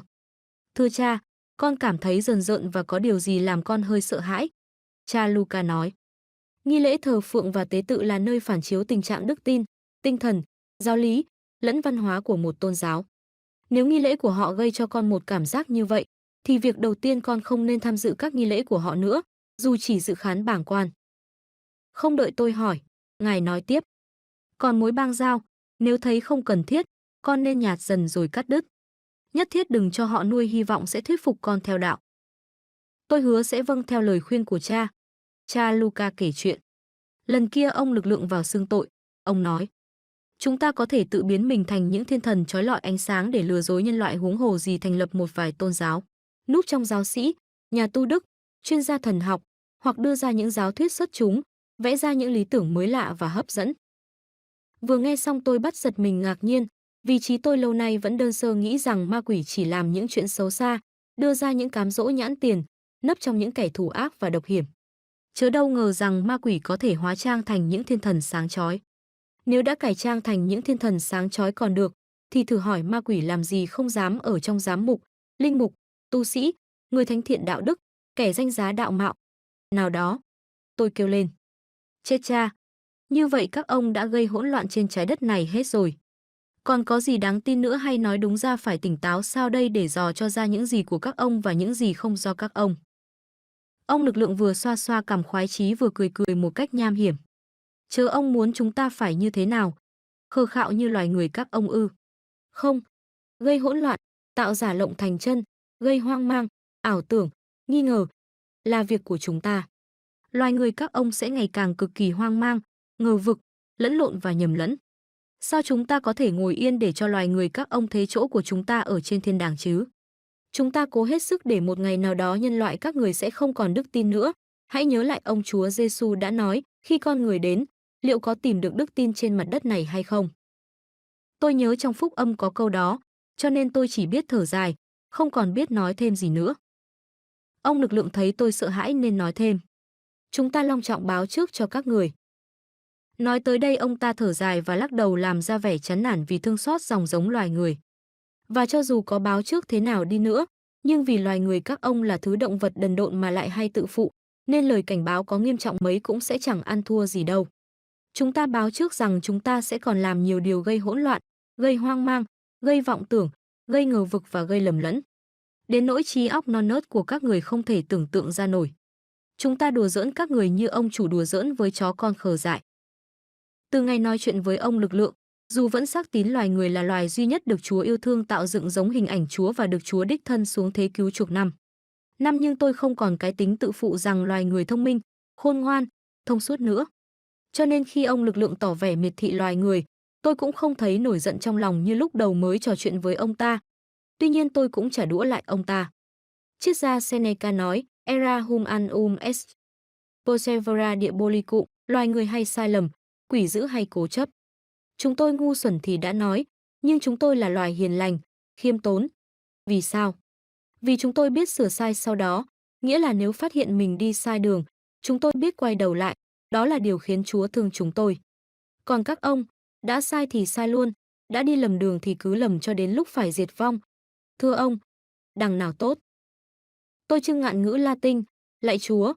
Ông lực lượng cũng không chịu thua, sổ liền một tràng. Kịch tác gia Titus Maxius Plautus cũng nói, Homo homini lupus est, con người là chó sói của con người. Hai con chó đang quấn quýt với nhau vui vẻ, thử ai ném xuống một cục xương, lập tức chúng sẽ quay ra hung hãn đối đầu, cắn xé nhau không thương xót để giành giật cục xương. Con người các ông không hề khác chút xíu nào. Quyền lợi, danh vọng, địa vị, lợi lộc, tiền bạc, thậm chí cả phụ nữ. Như những cục xương, có thể khiến các người nổ ra chiến tranh, chém giết hàng loạt, trừ khử và chu diệt lẫn nhau tàn nhẫn đến không còn chút tình người bằng mọi cách. Các ông có hơn gì những con chó? Tôi bắt đầu bí. Ông ta không để tôi thua trong bình an. Homines quiode volant cresum. Julius Caesar, lãnh tụ quân sự và chính trị của người Roma còn bảo như thế, nghĩa là con người tin điều gì họ muốn. Để phá cho hư nát cả nhân loại, chúng ta tận dụng khai thác hai điểm này, ông nghe cho rõ. Một là đạo công giáo do ông Chúa Giêsu đem xuống, là đạo đúng, đạo thật. Nhưng được bao nhiêu người nhận biết và đi theo? Đó. Nhân loại các người còn lập ra hàng trăm thứ đạo khác cho lẫn lộn thật giả. Sự ngu muội đó đã đánh đồng đạo Chúa với các thứ đạo lông côm khác, khiến nhân loại lùng nhùng biết đâu mà phân tỏ. Hai là ngay giữa lòng công giáo, chính người của các ông còn dựng lên hàng trăm điều buộc giáo dân phải tin, phải giữ, trong khi ông Chúa Giêsu bảo, ách của ta êm ái, gánh của ta nhẹ nhàng. Chế ra đủ thứ lình kình phụ thuộc như thế vừa là vô tình chống lại ông Chúa, vừa làm cho đạo thật vốn rất giản đơn nhẹ nhàng ngày càng trở nên tù mù. Rối rắm như tà đạo khiến nhiều kẻ cho RANNG đạo chỉ là một mớ mê tín dị đoan, là á phiện du ngủ nhân tâm. Tôi hỏi như tuyệt vọng. Chúa ơi, các ông đang dùng chính những người trong đạo để phá đạo, phải vậy không? Ông lực lượng phá lên cười. Phải, cứ đi nói cho giám mục của ông nghe, xem ông ấy có làm được gì không. Không còn biết nói gì nữa, tôi âm ư trong miệng bài hát, này con là đá, trên viên đá này cha xây giáo hội muôn đời kiên trung. Này con là đá, Satan sức hùng, mưu ma vẫy vùng không hề chuyển dung. Ông lực lượng nhìn tôi với vẻ tức giận một lát rồi bỏ đi, bước ra khỏi câu chuyện, cha Sở kết luận. Ngày xưa người ta thường nói, đạo nào cũng tốt, vì đạo nào cũng dạy con người làm lành, lành dữ. Ngày nay không thể nói như thế được. Lý do ngày càng có nhiều thứ đạo kỳ quái với giáo thuyết kinh dị như đạo Ku Klux Klan ở Mỹ chuyên đóng đinh người da đen trên thập giá. Giáo phái Đa Thê ở Texas, Mỹ, giáo phái Am ở Nhật, giáo phái Scientology, giáo phái Sa-tăng ở Ý gồm các hệ phái kẻ giữ của quỷ Sa-tăng, các trẻ em của Sa-tăng, giáo hội của Sa-tăng Torino, huynh đoàn Lucifer, hội Sa-tăng, các con cái của Sa-tăng, Irodon của thần Ita, đạo thờ thần chết, Tam điểm, Mormon, và còn nhiều nữa không thể kể hết. Tôi lắng nghe không bỏ sót chi tiết nào, lòng thầm khâm phục cha Sở. Cha không cho tôi suy nghĩ thêm, cảnh báo ngay rằng. Nhưng vậy đã nói, ngay trong những tôn giáo lớn thuộc loại vạn niên đại thụ như Công giáo, Phật giáo, Ấn giáo, Hồi giáo, vẫn chứa chấp tà giáo bên trong.